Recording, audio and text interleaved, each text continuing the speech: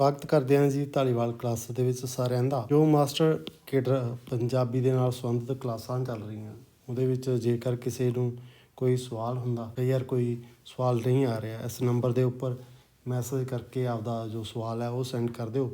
ਜਦੋਂ ਵੀ ਸਾਡੇ ਕੋਲ ਟਾਈਮ ਹੋਊਗਾ, ਫ੍ਰੀ ਹੋਵਾਂਗੇ, ਕੋਸ਼ਿਸ਼ ਕਰਾਂਗੇ ਤੁਹਾਡੇ ਜਿਹੜੇ ਸਵਾਲ ਦਾ ਰਿਪਲਾਈ ਕਰ ਸਕੀਏ। ਰਿਕੁਐਸਟ ਹੈਗੀ ਹੈ ਕਿ ਚੈਨਲ ਨੂੰ ਜ਼ਰੂਰ ਸਬਸਕ੍ਰਾਈਬ ਕਰ ਲੈਣਾ, ਕਿਉਂਕਿ ਜ਼ਿਆਦਾਤਰ ਗਿਣਤੀ ਦੇ ਵਿੱਚ ਉਹਨਾਂ ਦੀ ਹੈਗੀ ਹੈ ਜਿਨ੍ਹਾਂ ਨੇ ਚੈਨਲ ਨੂੰ ਸਬਸਕ੍ਰਾਈਬ ਨਹੀਂ ਕੀਤਾ ਹੋਇਆ ਜੀ। ਕੁਛ ਅੰਕੜਿਆਂ ਦੇ ਅਨੁਸਾਰ ਜੀ 75% ਜੋ ਸਬਸਕ੍ਰਾਈਬ ਕੀਤਾ ਚੈਨਲ, ਜਿਹੜੇ ਬਾਕੀ ਦੇ 25% ਹੈ ਜੀ ਉਹ ਉਹਨਾਂ ਦਾ ਸਬਸਕ੍ਰਾਈਬ ਨਹੀਂ ਕੀਤਾ ਹੋਇਆ। ਪਲੀਜ਼ ਰਿਕੁਐਸਟ ਹੈਗੀ ਹੈ ਉਹਨਾਂ ਨੂੰ ਕਿ ਉਹ ਆਪਣੇ ਚੈਨਲ ਨੂੰ ਜ਼ਰੂਰ ਸਬਸਕ੍ਰਾਈਬ ਕਰਨ, ਕਿ ਆਉਣ ਵਾਲੇ ਸਮੇਂ ਦੇ ਵਿੱਚ ਤੁਹਾਡੇ ਤੱਕ ਜਿਹੜੀਆਂ ਵੀਡੀਓ ਆਪਣੇ ਆਪ ਪਹੁੰਚਦੀਆਂ ਰਹਿਣ।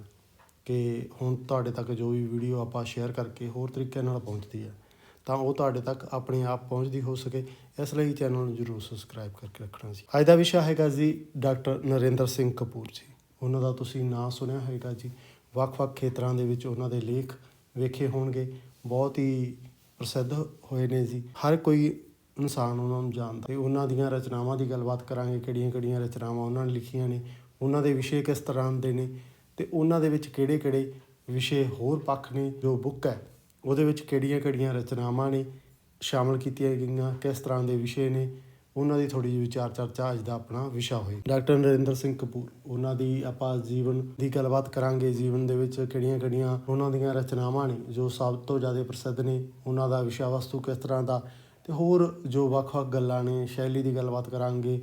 ਅਲੱਗ-ਅਲੱਗ ਤਰੀਕੇ ਨਾਲ ਉਹਨਾਂ ਦੇ ਜੋ ਲਿਖੀਆਂ ਰਚਨਾਵਾਂ ਉਹਨਾਂ ਦੀ ਆਪਾਂ ਥੋੜ੍ਹੀ ਜਿਹੀ ਪੜਚੋਲ ਕਰਾਂਗੇ। ਸਟਾਰਟ ਕਰਦੇ ਹਾਂ ਜੀ।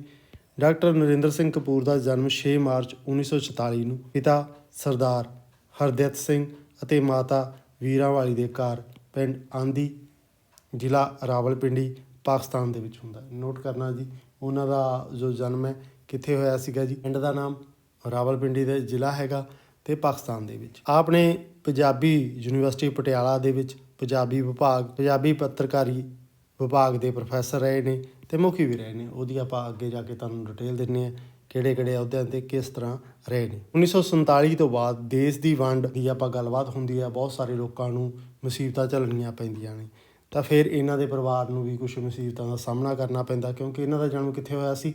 ਪਾਕਿਸਤਾਨ ਤੋਂ ਫਿਰ ਇੱਧਰ ਆਉਣ ਦਾ ਸਫ਼ਰ ਹੈ, ਉਸ ਦੀ ਗੱਲਬਾਤ ਕਰਦੇ ਹਾਂ। ਉਹ ਆਪਣੇ ਪਰਿਵਾਰ ਦੇ ਸਮੇਤ ਪਹਿਲਾਂ ਅੰਬਾਲੇ ਅਤੇ ਫਿਰ ਪਟਿਆਲੇ ਆ ਕੇ ਵਸਦੇ ਨੇ। ਇਹ ਆਪਾਂ ਨੂੰ ਉਹਨਾਂ ਦੇ ਕੁਛ ਹਿਸਟਰੀ ਤੋਂ ਆਪਾਂ ਨੂੰ ਪਤਾ ਲੱਗਦਾ, ਕੁਛ ਹਵਾਲੇ ਨੇ ਉਹਨਾਂ ਤੋਂ। ਸੰਨ 1950 ਦੇ ਵਿੱਚ ਉਹਨਾਂ ਨੇ ਖਾਲਸਾ ਹਾਈ ਸਕੂਲ ਵਿੱਚ ਪੜ੍ਹਨੇ ਪਾਇਆ ਗਿਆ। ਪਿੰਡ ਕਿਹੜਾ ਸੀਗਾ ਜੀ, ਨੋਟ ਕਰ ਲੈਣਾ।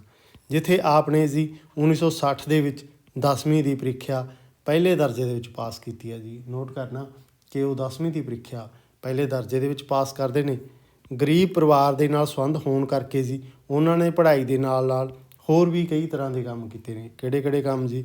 ਡਾਕਟਰ ਦੀ ਦੁਕਾਨ 'ਤੇ ਸਫਾਈ ਦਾ, ਜਿਵੇਂ ਜੀ, ਹੋਰ ਮੰਜਿਆਂ ਪਾਵਿਆਂ ਦੀ ਦੁਕਾਨ 'ਤੇ ਦਿਹਾੜੀ ਦਾ, ਅਖਬਾਰ ਜੋ ਸੀਗਾ ਜੀ ਰਣਜੀਤ ਛਾਪੇਖਾਨੇ ਦੇ ਵਿੱਚ ਕੰਮ ਕਰਨੇ ਪਏ। ਇਸ ਤਰੀਕੇ ਨਾਲ ਆਪਾਂ ਨੂੰ ਵੇਖਣ ਨੂੰ ਮਿਲਦਾ ਕਿ ਉਹਨਾਂ ਦੇ ਜੋ ਗਰੀਬ ਪਰਿਵਾਰ ਦੇ ਵਿੱਚ ਹੋਣ ਕਰਕੇ ਇੱਕ ਉੱਧਰੋਂ ਆਏ ਸੀਗੇ ਜੀ, ਤਾਂ ਕੁਦਰਤੀ ਗੱਲ ਹੈ ਕਿ ਉਹਨਾਂ ਕੋਲ ਵਸੀਲੇ ਸੀ ਉਹ ਘੱਟ ਸੀਗੇ, ਜਿਸ ਦੇ ਫਲਸਰੂਪ ਉਹਨਾਂ ਨੂੰ ਜੋ ਕੰਮ ਕਰਨ ਕਰਕੇ ਜੋ ਅਨੁਭਵ ਹੋਇਆ, ਤਾਂ ਉਹਦੇ ਕਰਕੇ ਉਹਨਾਂ ਦਾ ਜੋ ਅਨੁਭਵ ਕਰਕੇ ਉਹਨਾਂ ਦੇ ਵਿੱਚ ਸ਼ਬਦਾਂ ਦੀ, ਹੋਰ ਜੋ ਅਨੁਭਵ ਸੀ ਉਹਦੀ ਅਮੀਰੀ ਉਹਨਾਂ ਵਿੱਚ ਆ ਗਈ। BA ਦੀ ਪੜ੍ਹਾਈ ਦੇ ਦੌਰਾਨ ਹੀ ਉਹਨਾਂ ਨੇ 4 ਸਾਲ ਬਿਜਲੀ ਬੋਰਡ ਦੇ ਵਿੱਚ ਨੌਕਰੀ ਕੀਤੀ। ਰਣਜੀਤ ਅਖਬਾਰ ਨੇ ਆਪ ਅੰਦਰ ਪੜ੍ਹਨ ਦੀ ਰੁਚੀ ਪੈਦਾ ਕੀਤੀ।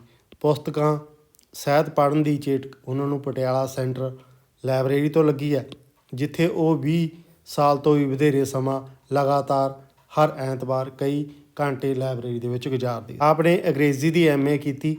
ਕਿੱਥੋਂ? ਪੰਜਾਬੀ ਯੂਨੀਵਰਸਿਟੀ ਪਟਿਆਲਾ ਤੋਂ। ਤੀਜੇ ਸਥਾਨ 'ਤੇ ਰਹਿ ਕੇ ਉਹਨੂੰ ਪਾਸ ਕਰਦੇ ਆ। ਇਸੇ ਦੌਰਾਨ ਹੀ 1966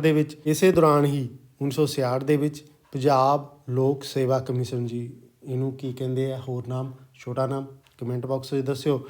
ਆਪ ਨੂੰ ਅੰਗਰੇਜ਼ੀ ਲੈਕਚਰਾਰ ਦੇ ਤੌਰ 'ਤੇ ਨਿਯੁਕਤ ਕੀਤਾ ਜਾਂਦਾ। ਨੋਟ ਕਰਨਾ। ਆਪ ਨੇ ਆਪਣੀ ਅਧਿਆਪਕੀ ਕਾਰਜ ਹੈ ਜੋ ਸ਼ੁਰੂਆਤ ਕਰਦੇ ਨੇ ਅੰਗਰੇਜ਼ੀ ਦੇ ਲੈਕਚਰਾਰ ਵਜੋਂ ਗੌਰਮੈਂਟ ਕਾਲਜ ਮਹਿੰਦਰਾ ਪਟਿਆਲਾ ਤੋਂ ਸਟਾਰਟਿੰਗ ਕਰਦੇ ਆ।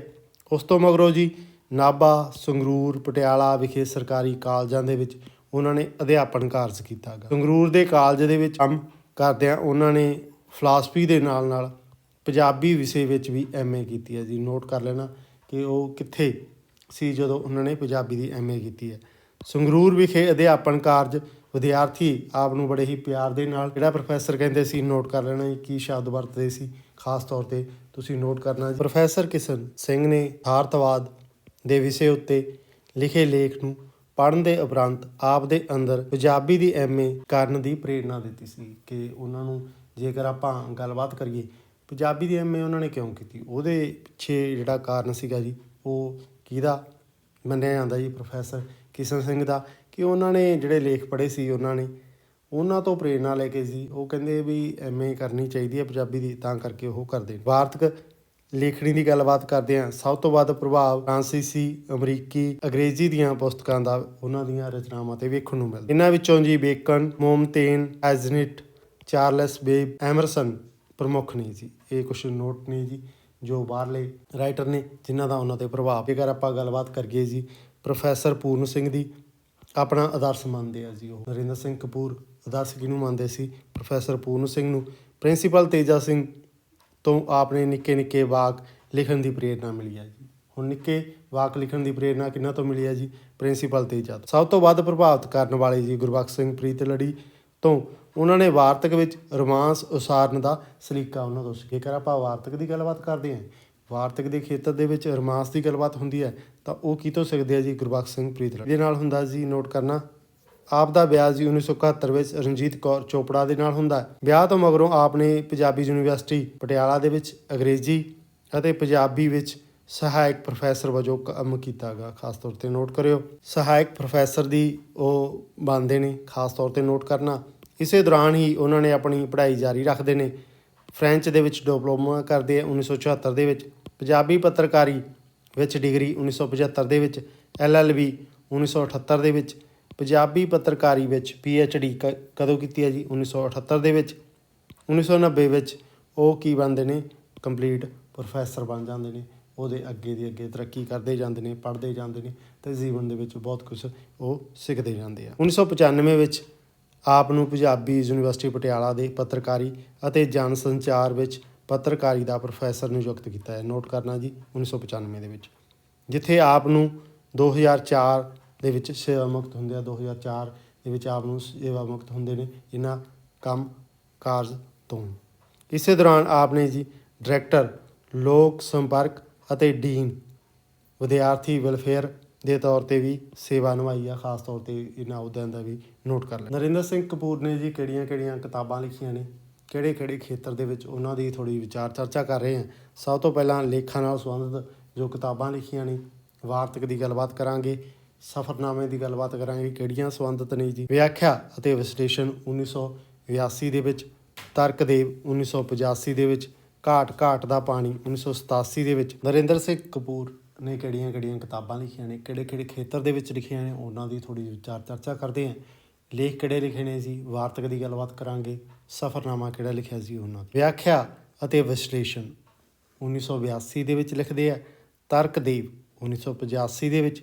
ਘਾਟ ਦਾ ਪਾਣੀ 1987 ਦੇ ਵਿੱਚ। ਸੱਚੋ ਸੱਚ 1990 ਦੇ ਵਿੱਚ। ਇਹ ਸਫ਼ਰਨਾਮਾ ਹੈਗਾ ਕਿੱਥੋਂ ਦਾ ਜੀ? ਅਮਰੀਕਾ ਦਾ। ਆਮਣੋ ਸਾਹਮਣੇ 1995 ਦੇ ਵਿੱਚ। 96 ਦੇ ਵਿੱਚ ਸੁਖਨ ਸੁਨੇਹੇ ਤੇ ਬੂਹੇ ਵਾਰੀਆਂ ਲਿਖਦੇ ਨੇ। ਨੋਟ ਕਰਨਾ ਜੀ। ਅੰਤਰਝਾਤ 1999 ਦੇ ਵਿੱਚ। ਰਾਹ ਰਸਤੇ 2002 ਦੇ ਵਿੱਚ।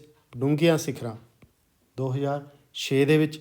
ਮਾਲਾ ਮਣਕੇ ਜੀ 2007 ਦੇ ਵਿੱਚ। ਇਹਦੇ 2 ਭਾਗ ਛਪਦੇ ਨੇ। ਦੂਜੇ ਭਾਗ ਦੀ ਗੱਲਬਾਤ ਕਰਦੇ ਹਾਂ। ਕੱਲਿਆਂ ਦਾ ਕਾਫਲਾ ਜੀ 2011 ਦੇ ਵਿੱਚ। ਖਿੜਕੀਆਂ 2014 ਦੇ ਵਿੱਚ। ਮਾਲਾ ਮਣਕੇ ਦੂਸਰਾ ਭਾਗ 2017 ਦੇ ਵਿੱਚ। ਬੁਨਿਆਦਾਂ ਦੀ ਗੱਲਬਾਤ ਕਰਦੇ ਹਾਂ ਜੀ। ਉਸ ਤੋਂ ਬਾਅਦ ਦਰ ਦਰਵਾਜ਼ੇ। ਇਹ ਕੁਛ ਰਚਨਾਵਾਂ ਸੀ, ਉਹਨਾਂ ਦੀ ਗੱਲਬਾਤ ਕੀਤੀ ਹੈ। ਆਲੋਚਨਾ ਦੇ ਖੇਤਰ ਦੇ ਵਿੱਚ ਉਹਨਾਂ ਨੇ ਕੁਛ ਕਿਤਾਬਾਂ ਲਿਖੀਆਂ ਨੇ ਜੀ, ਉਹਨਾਂ ਦੀ ਗੱਲਬਾਤ ਕਰਦੇ ਹਾਂ। ਪੰਜਾਬੀ ਪੱਤਰਕਾਰੀ ਦਾ ਵਿਕਾਸ 1999 ਦੇ ਵਿੱਚ ਲਿਖੀ ਹੋਈ ਹੈ। ਖੋਜ ਨਾਲ ਸੰਬੰਧਿਤ ਬੁੱਕ ਹੈਗੀ ਹੈ। ਮਾਰਟਨ ਲੂਥਰ ਕਿੰਗ ਹੈ, ਉਹਨਾਂ ਦੀ ਜੀਵਨੀ ਹੈ, ਇਹ ਨੋਟ ਕਰਨਾ ਜੀ। ਪੰਜਾਬੀ ਕਵਿਤਾ ਵਿੱਚ ਰਾਸ਼ਟਰੀ ਏਕਤਾ ਦੀ ਭਾਵਨਾ, ਆਲੋਚਨਾ ਦੇ ਨਾਲ ਸੰਬੰਧਿਤ ਉਹਨਾਂ ਦੀ ਕਿਤਾਬ ਹੈਗੀ ਹੈ, 1985 ਦੇ ਵਿੱਚ ਹੈ। ਗਿਆਨੀ ਦਯਿਤ ਸਿੰਘ ਜੀਵਨ ਤੇ ਰਚਨਾ, ਇਹ ਵੀ ਆਲੋਚਨਾ ਨਾਲ ਸੰਬੰਧਿਤ ਕਿਤਾਬ ਹੈਗੀ ਹੈ, 1987 ਦੇ ਵਿੱਚ ਲਿਖਦੇ ਨੇ। ਨੋਟ ਕਰਿਓ ਜੀ। ਅਨੁਵਾਦ ਪੁਸਤਕਾਂ ਜੀ, ਕੁਛ ਉਹਨਾਂ ਨੇ ਅਨੁਵਾਦ ਕੀਤੀਆਂ ਨੇ ਕਿਤਾਬਾਂ।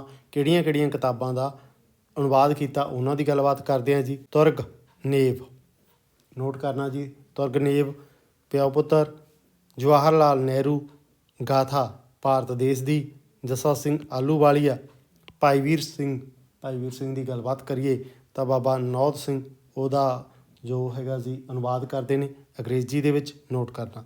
ਸਦੀਵੀ ਵਿਦਰੋਹੀ ਭਗਤ ਸਿੰਘ, ਸੁਧਾ ਮੂਰਤੀ ਮੇਰਾ ਦੇਸ਼ ਮੇਰੇ ਲੋਕ ਜੀ, ਇਹ ਕੁਛ ਨੋਟ ਕਰਨਾ ਜੀ। ਅਨੁਵਾਦ ਕੀਤੀਆਂ ਨੇ ਕਿਤਾਬਾਂ, ਉਹਨਾਂ ਦੀ ਗੱਲਬਾਤ ਕੀਤੀ ਹੈ। ਹੁਣ ਆਪਾਂ ਗੱਲਬਾਤ ਕਰਦੇ ਹਾਂ ਜੀ ਕੁਛ ਕਿਤਾਬਾਂ ਦੀ ਜਿਨ੍ਹਾਂ ਦੇ ਵਿੱਚ ਕਿਹੜੇ ਲੇਖ ਨੇ, ਕੀ ਵਿਸ਼ੇ ਨੇ, ਉਹਨਾਂ ਦੀ ਗੱਲਬਾਤ ਕਰਦੇ ਹਾਂ ਜੀ। ਵਿਆਖਿਆ ਵਿਸ਼ਲੇਸ਼ਣ ਜੀ, ਜੋ ਕਿਤਾਬ ਹੈਗੀ ਹੈ ਜੀ ਉਹਦਾ ਕਦੋਂ ਪ੍ਰਕਾਸ਼ਨ ਹੋਇਆ ਸੀ, ਕਿਹੜੇ ਲੇਖ ਨੇ ਜੀ, ਉਹਨਾਂ ਦੀ ਗੱਲਬਾਤ ਕਰਾਂਗੇ। 1982 ਦੇ ਵਿੱਚ ਇਹਦਾ ਪ੍ਰਕਾਸ਼ਨ ਹੁੰਦਾ। ਆਪਣੇ ਲੇਖ ਸੰਗ੍ਰਹਿ ਦੇ ਵਿੱਚ ਲੇਖਕ ਨੇ ਜੀ ਜੋ ਆਪਣੇ ਜੀਵਨ ਨਾਲ ਸੰਬੰਧਿਤ ਵੱਖ-ਵੱਖ ਵਿਸ਼ਿਆਂ ਦਾ ਮਨੋਵਿਗਿਆਨਕ ਦ੍ਰਿਸ਼ਟੀਕੋਣ ਪੇਸ਼ ਕੀਤਾ ਗਾ। ਸੰਗ੍ਰਹਿ ਵਿੱਚ ਜੀ ਲੇਖਾਂ ਦਾ ਉਦੇਸ਼ ਸਮੱਸਿਆ ਦੀ ਵਿਆਖਿਆ ਕਰਨਾ ਗਾ, ਵਿਸ਼ਲੇਸ਼ਣ ਕਰਨਾ ਗਾ, ਲੇਖਾਂ ਦੀ ਸਮੀਖਿਆ ਦੀ ਦ੍ਰਿਸ਼ਟੀ ਤੋਂ ਪੇਸ਼ਕਾਰੀ ਕੀਤੀ ਹੋਈ ਵੇਖਣ ਨੂੰ ਮਿਲਦੀ ਹੈ। ਇਹਦੇ ਵਿੱਚ ਕਿੰਨੇ ਲੇਖ ਨੇ ਜੀ ਸ਼ਾਮਲ ਕੀਤੇ ਗਏ? 40, ਨੋਟ ਕਰਨਾ ਜੀ। 40 ਲੇਖ ਇਹਦੇ ਵਿੱਚ ਸ਼ਾਮਲ ਕੀਤੇ ਗਏ ਨੇ, ਨੋਟ ਕਰਿਓ ਜੀ। ਉਹ 40 ਲੇਖ ਕਿਹੜੇ ਨੇ ਜੀ, ਉਹਨਾਂ ਦੀ ਗੱਲਬਾਤ ਕਰਦੇ ਹਾਂ। ਚਿਹਰੇ, ਧਮਕੀਆਂ, ਸ਼ਰਾਬੀ ਤੇ ਸ਼ਰਾਬ, ਫੜਾਂ, ਬੱਚਿਆਂ ਦੀਆਂ ਸਿੱਖੀਆਂ, ਕੀ ਔਰਤ ਕਮਜ਼ੋਰ ਹੈ, ਤਲਾਕ, ਬਹਾਦਰੀ, ਬੱਚਿਆਂ ਨੂੰ ਸੁਆਉਣਾ, ਬੱਚਿਆਂ ਨਾਲ ਸੰਬੰਧਿਤ ਉਹਨਾਂ ਦੀ ਰਚਨਾ ਜੀ। ਪੱਖਪਾਤ, ਅੰਗੂਠਾ ਚੂਸਣਾ, ਬੇਵਫਾਈ, ਥੱਕਣਾ, ਸੁਪਨੇ, ਗਾਲਾਂ, ਮਾਂ ਬਣਨਾ, ਸੜ ਗਈ ਕਿ ਸਾੜ ਦਿੱਤੀ ਗਈ, ਅਸੀਂ ਬਿਮਾਰ ਕਿਉਂ ਹੁੰਦੇ ਹਾਂ, ਪਤੀ ਪਤਨੀ, ਆਤਮ ਘਾਤ, ਆਦਤਾਂ, ਰੰਗ, ਅਫਵਾਹਾਂ, ਤੂੰ ਆਰ 94, ਮੇਦਾ, ਮਾਰ ਕੁਟਾਈ, ਜੋੜੇ ਬੱਚੇ, ਪਹਿਰਾਵਾ, ਨੀਂਦਰ, ਅਪਰਾਧੀ, ਬੱਚਿਆਂ ਦੀਆਂ ਆਦਤਾਂ, ਖੇਡਾਂ, 40ਵਾਂ ਸਾਲ, ਪੁਲਿਸ, ਬਦਲਦੇ ਸਮਾਜ ਦੀ ਔਰਤ, ਡਰ, ਗਵਾਚਣਾ ਅਤੇ ਘਰੋਂ ਦੌੜ ਜਾਣਾ, ਜ਼ੁਕਾਮ, ਦੁਰਘਟਨਾ, ਥਲਥਲਾਉਣਾ। ਇਹ ਕੁਛ ਰਚਨਾਵਾਂ ਨੇ ਕਾਹਦੇ ਵਿੱਚ ਸ਼ਾਮਲ ਕੀਤੀਆਂ ਗਈਆਂ ਜੀ, ਨੋਟ ਕਰ ਲੈਣਾ ਜੀ। ਕਿਹੜੇ ਸੰਗ੍ਰਹਿ ਦੇ ਵਿੱਚ ਨੇ ਜੀ? ਵਿਆਖਿਆ ਤੇ ਵਿਸ਼ਲੇਸ਼ਣ ਦੇ ਵਿੱਚ 40 ਲੇਖ ਨੇ ਇਹਦੇ ਵਿੱਚ ਸ਼ਾਮਲ ਕੀਤੇ ਗਏ। 1982 ਦੇ ਵਿੱਚ ਇਹਦਾ ਪ੍ਰਕਾਸ਼ਨ ਹੋਇਆ ਸੀ।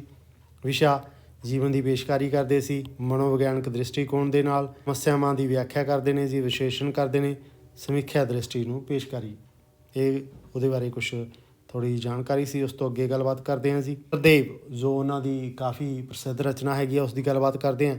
1985 ਦੇ ਵਿੱਚ ਇਸ ਦਾ ਪ੍ਰਕਾਸ਼ਨ ਹੁੰਦਾ ਅਤੇ 34 ਲੇਖ ਇਹਦੇ ਵਿੱਚ ਸ਼ਾਮਲ ਕੀਤੇ ਗਏ। ਨੋਟ ਕਰਨਾ ਜੀ। ਵਿਸ਼ਾ ਕੀ ਹੁੰਦਾ ਜੀ?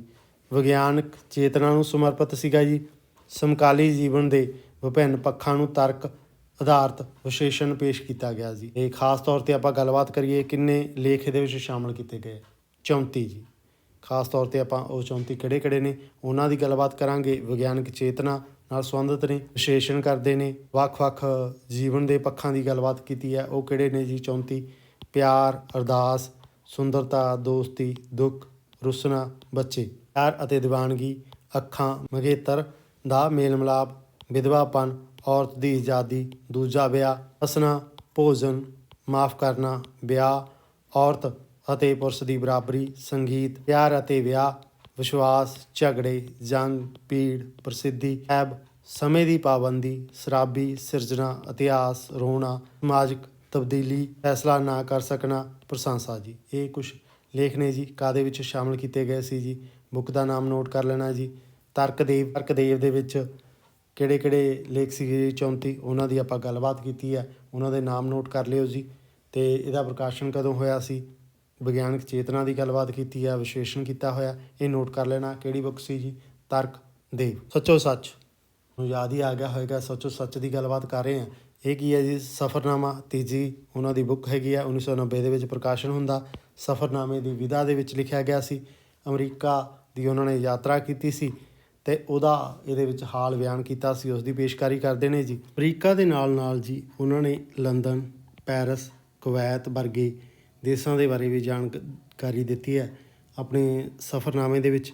ਸਫ਼ਰਨਾਮੇ ਦੀ ਰਵਾਇਤ ਵਿਧਾ ਦੇ ਅਨੁਸਾਰ ਨਹੀਂ ਕਰਦੇ। ਜੇਕਰ ਆਪਾਂ ਇਹਨਾਂ ਦੀ ਰਚਨਾ ਦੀ ਗੱਲਬਾਤ ਕਰੀਏ, ਉਹਦੇ ਵਿੱਚ ਜੋ ਸਫ਼ਰਨਾਮਾ ਦੀ ਵਿਧਾ ਦੇ ਵਿੱਚ ਕਿਸ ਤਰੀਕੇ ਨਾਲ ਵਰਣਨ ਕਰਦੇ ਨੇ, ਉਹਨੂੰ ਨਹੀਂ ਇਹ ਉਹ ਵਿਧਾ ਨੂੰ ਫੋਲੋ ਨਹੀਂ ਕਰਦੇ। ਇਸ ਵਿੱਚ ਜੀ ਅਮਰੀਕਾ ਦੇ ਦਰਸ਼ਨੀ ਸਥਾਨਾਂ, ਕੁਦਰਤੀ ਨਜ਼ਾਰਿਆਂ, ਉੱਥੋਂ ਦੀਆਂ ਭੌਤਿਕ ਪ੍ਰਾਪਤੀਆਂ ਜਾਂ ਆਪਣੇ ਸੰਪਰਕ ਵਿੱਚ ਆਏ ਲੋਕਾਂ ਦਾ ਸਥਾਈ ਜਿਹਾ ਵਰਣਨ ਨਹੀਂ ਹੈ ਜੀ ਵੇਖਣ ਨੂੰ ਮਿਲਦਾ, ਸਗੋਂ ਜੀ ਆਪਣੀ ਮਨੋਵਿਸ਼ਲੇਸ਼ਣ ਸੂਝ ਦਾਰਸ਼ਨਿਕ ਸਮਝ ਦੇ ਰਾਹੀਂ ਦਿਸਦੇ ਯਥਾਰਥ ਦਾ ਸੱਚ ਫਰੋਲਣ ਦੀ ਚੇਸ਼ਟਾ ਕਰ ਰਿਹਾ। ਜੇਕਰ ਆਪਾਂ ਗੱਲਬਾਤ ਕਰੀਏ ਜੀ ਇਸ ਸਫ਼ਰਨਾਮੇ ਨਾਲੋਂ ਕੁਝ ਅਲੱਗ ਕੀਤਾ ਗਾ ਉਹਨਾਂ ਨੇ। ਅਮਰੀਕਾ ਦੇ ਜੀ ਜੋ ਦਰਸ਼ਨੀਆਨ ਨੇ ਉਹਨਾਂ ਦੀ ਗੱਲਬਾਤ ਕੀਤੀ ਹੈ, ਨਜ਼ਾਰਿਆਂ ਦੀ ਗੱਲਬਾਤ ਕੀਤੀ ਹੈ, ਪ੍ਰਾਪਤੀਆਂ ਦੀ ਗੱਲਬਾਤ ਕੀਤੀ ਹੈ, ਲੋਕਾਂ ਦੇ ਨਾਲ ਸੰਪਰਕ ਹੈ ਉਸ ਦੀ ਗੱਲਬਾਤ ਕਰਦੇ ਆ ਅਤੇ ਮਨੋਵਿਸ਼ਲੇਸ਼ਣ ਕੁਦਰਤੀ ਨਜ਼ਾਰਿਆਂ ਭੌਤਿਕ ਪ੍ਰਾਪਤੀਆਂ ਸੰਪਰਕ ਦੀ ਗੱਲਬਾਤ ਕਰਦੇ ਆ ਜੀ।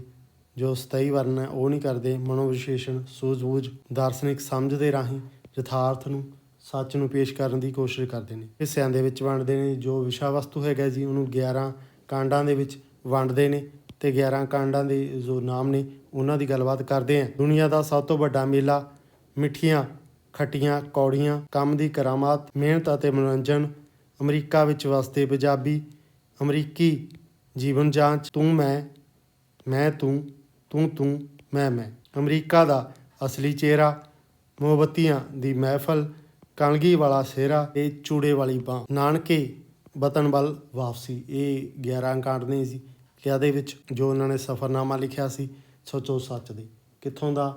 ਅਮਰੀਕਾ ਦਾ। ਉੱਥੋਂ ਦੇ ਜੀਵਨ ਦੀ ਪੇਸ਼ਕਾਰੀ ਕੀਤੀ ਸੀ, ਯਥਾਰਥ ਤਰੀਕੇ ਨਾਲ ਸੱਚ ਫਰੋਲਣ ਦੀ ਗੱਲਬਾਤ ਕੀਤੀ ਸੀ, ਕੁਝ ਵੱਖਰੇ ਅੰਦਾਜ਼ 'ਚ ਉਹਦੀ ਗੱਲਬਾਤ ਕਰਤੀ। ਆਮਣੋ ਸਾਹਮਣੇ ਜੀ ਜੋ ਉਹਨਾਂ ਦੀ ਰਚਨਾ ਹੈਗੀ ਆ ਉਸ ਦੀ ਗੱਲਬਾਤ ਕਰਦੇ ਹਾਂ। 1995 ਦੇ ਵਿੱਚ ਇਹਦਾ ਪ੍ਰਕਾਸ਼ਨ ਹੁੰਦਾ। ਕੁੱਲ ਇਹਦੇ ਵਿੱਚ ਕਿੰਨੇ ਲੇਖ ਸ਼ਾਮਲ ਕੀਤੇ ਗਏ ਆ? 22 ਜੀ। ਇਹ ਪੁਸਤਕ ਦੇ ਵਿੱਚ ਕੀ ਵਿਸ਼ਾ ਲਿਆ ਗਿਆ ਜੀ? ਲੇਖਾਂ ਦੇ ਵਿੱਚ ਲੇਖਕ ਨੇ ਪਾਠਕਾਂ ਲਈ ਖਤ ਲਿਖੇ ਹਨ ਤਾਂ ਕਿ ਪਾਠਕ ਜ਼ਿੰਦਗੀ ਨੂੰ ਆਮਣੇ ਸਾਹਮਣੇ ਹੋ ਕੇ ਮਿਲ ਸਕਣ। ਕੁਛ ਖਤਾਂ ਦਾ ਜ਼ਿਕਰ ਕੀਤਾ ਜੀ ਲੇਖਕ ਨੇ ਜੋ ਪਾਠਕਾਂ ਨੂੰ ਲਿਖੇ ਨੇ ਤਾਂ ਜੋ ਉਹ ਆਮਣੋ ਸਾਹਮਣੇ ਬੈਠ ਕੇ ਚਾਹੇ ਮਿਲ ਸਕਣ, ਉਸ ਦੀ ਗੱਲਬਾਤ ਕੀਤੀ ਹੈ। 22 ਲੇਖਾਂ ਦੀ ਗੱਲਬਾਤ ਕੀਤੀ ਹੈ।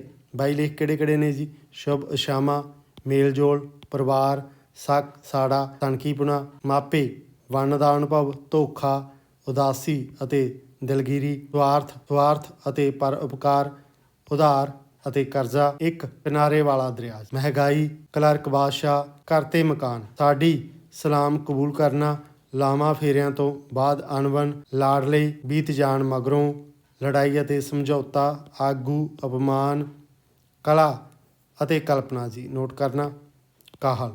ਇਹ ਕੁਛ ਲੇਖ ਸੀ ਜੀ ਸ਼ਾਮਲ ਕੀਤੇ ਗਏ 22 ਆਮਣੋ ਸਾਹਮਣੇ ਦੇ ਵਿੱਚ ਪਾਠਕਾਂ ਨੂੰ ਉਹਨਾਂ ਨੇ ਖਤ ਲਿਖੇ ਨੇ ਜੀ। ਕੁਛ ਜੋ ਪਾਠਕਾਂ ਨੂੰ ਖਾਸ ਤੌਰ 'ਤੇ ਟੱਚ ਕਰਨਗੇ ਜੀ, ਉਹਨਾਂ ਦੀ ਜ਼ਿੰਦਗੀ ਨਾਲ ਸੰਬੰਧਿਤ ਨੇ ਕੁਛ ਵਿਸ਼ੇ ਨੇ, ਉਹਨਾਂ ਦੀ ਗੱਲਬਾਤ ਕੀਤੀ। ਸੁਖਨ ਸੁਨੇਹੇ ਜੀ, ਕੁਛ ਉਹਨਾਂ ਨੇ ਸੁਖਨ ਸੁਨੇਹੇ ਦੀ ਗੱਲਬਾਤ ਕਰੀਏ ਜੀ। 1996 ਦੇ ਵਿੱਚ ਪ੍ਰਕਾਸ਼ਨ ਹੁੰਦਾ। 18 ਲੇਖ ਨੇ, ਲੇਖਾਂ ਦਾ ਸੰਗ੍ਰਹਿ ਆ, ਨੋਟ ਕਰਨਾ ਜੀ। ਇਸ ਦੇ ਵਿੱਚ ਲੇਖਕ ਦੇ ਦੁਆਰਾ ਪਾਠਕਾਂ ਨੂੰ ਕੁਝ ਅਜਿਹੇ ਸੁਖਨ ਸੁਨੇਹੇ ਦਿੱਤੇ ਹੈ ਜਿਸ ਨੂੰ ਪੜ੍ਹ ਕੇ ਉਹ ਆਪਣੇ ਬਾਰੇ ਆਪਣੀ ਰਾਏ ਬਦਲ ਸਕਣ ਅਤੇ ਇੱਕ ਚੰਗਾ ਮਨੁੱਖ ਦੀਆਂ ਸੁਭਾਵਨਾਵਾਂ ਆਪਣੇ ਅੰਦਰ ਪੈਦਾ ਕਰਨ। ਕਿ ਉਹਨਾਂ ਨੇ ਇੱਕ ਚੰਗਾ ਮਨੁੱਖ ਬਣਨ ਦੀ ਪ੍ਰੇਰਨਾ ਪੈਦਾ ਕਰਨ ਲਈ, ਸੰਭਾਵਨਾ ਪੈਦਾ ਕਰਨ ਦੇ ਲਈ ਰਾਏ ਦਿੱਤੀ ਹੈ। ਕੁਛ ਰਾਏ ਕਿਹੜੀਆਂ ਨੇ? 18 ਲੇਖਾਂ ਦੇ ਰੂਪ ਵਿੱਚ ਹੈ। ਕਿਹੜੇ ਲੇਖ ਨੇ ਜੀ? ਨਿਰਾਸ਼ ਹੋਣਾ ਮਨਾ ਜੀ, ਲੈਂਪ ਦੀ ਰੌਸ਼ਨੀ ਦੇ ਵਿੱਚ, ਲੰਘ ਆਓ ਬੂਹਾ ਖੁੱਲ੍ਹਾ ਹੈ, ਸੁੱਕ ਗਏ ਦਰਿਆ ਦੇ ਪਾਣੀ, ਰੌ ਰੀਤਾਂ, ਨੈਣ ਨਕਸ਼, ਭੂਤ ਪ੍ਰੇਤ, ਡੈਣਾ ਅਤੇ ਚੁੜੇਲਾਂ, ਅੱਧੀਆਂ ਛੱਤਾਂ ਵਾਲੇ ਘਰ, ਪਰੰਪਰਾ ਅਤੇ ਪਰਿਵਰਤਨ, ਥੋੜ੍ਹਾਂ ਦੇ ਪ੍ਰਸੰਗ ਵਿੱਚ, ਇਕਲਾਪਾ ਅਨੁਭਵ, ਗੋਦ ਲਿਆ ਬੱਚਾ, ਚੋਰ ਚੋਰੀ, ਗੁੱਸਾ ਅਤੇ ਉਦਾਸੀ, ਬੱਚਤ ਦੀ ਆਦਤ, ਘਰ ਪਰਿਵਾਰ, ਕੰਮ ਦਾ ਮਹੱਤਵ। ਇਹ ਕੁਛ 18 ਲੇਖ ਸੀਗੇ ਜੀ ਜਿਨ੍ਹਾਂ ਨੂੰ ਗੱਲਬਾਤ ਕੀਤੀ ਹੈ। ਕਾਹਦੀ ਜੀ? ਸੁਖਨ ਸੁਨੇਹੇ ਦਿੱਤੇ ਨੇ ਜੀ। ਇੱਕ ਚੰਗਾ ਇਨਸਾਨ ਬਣਨ ਦੀਆਂ ਸੰਭਾਵਨਾ ਦੀ ਗੱਲਬਾਤ ਕੀਤੀ ਹੈ। ਇੱਕ ਰਾਏ ਪੇਸ਼ ਕੀਤੀ ਹੈ ਲੇਖਕ ਦੇ ਦੁਆਰਾ, ਨੋਟ ਕਰਨਾ ਜੀ। ਬੂਹੇ ਬਾਰੀਆਂ ਜੀ ਜੋ ਲੇਖ ਸੰਗ੍ਰਹਿ ਹੈ ਉਸ ਦੀ ਗੱਲਬਾਤ ਕਰਦੇ ਹਾਂ ਜੀ। 1996 ਦੇ ਵਿੱਚ ਸ਼ਬਦਾ।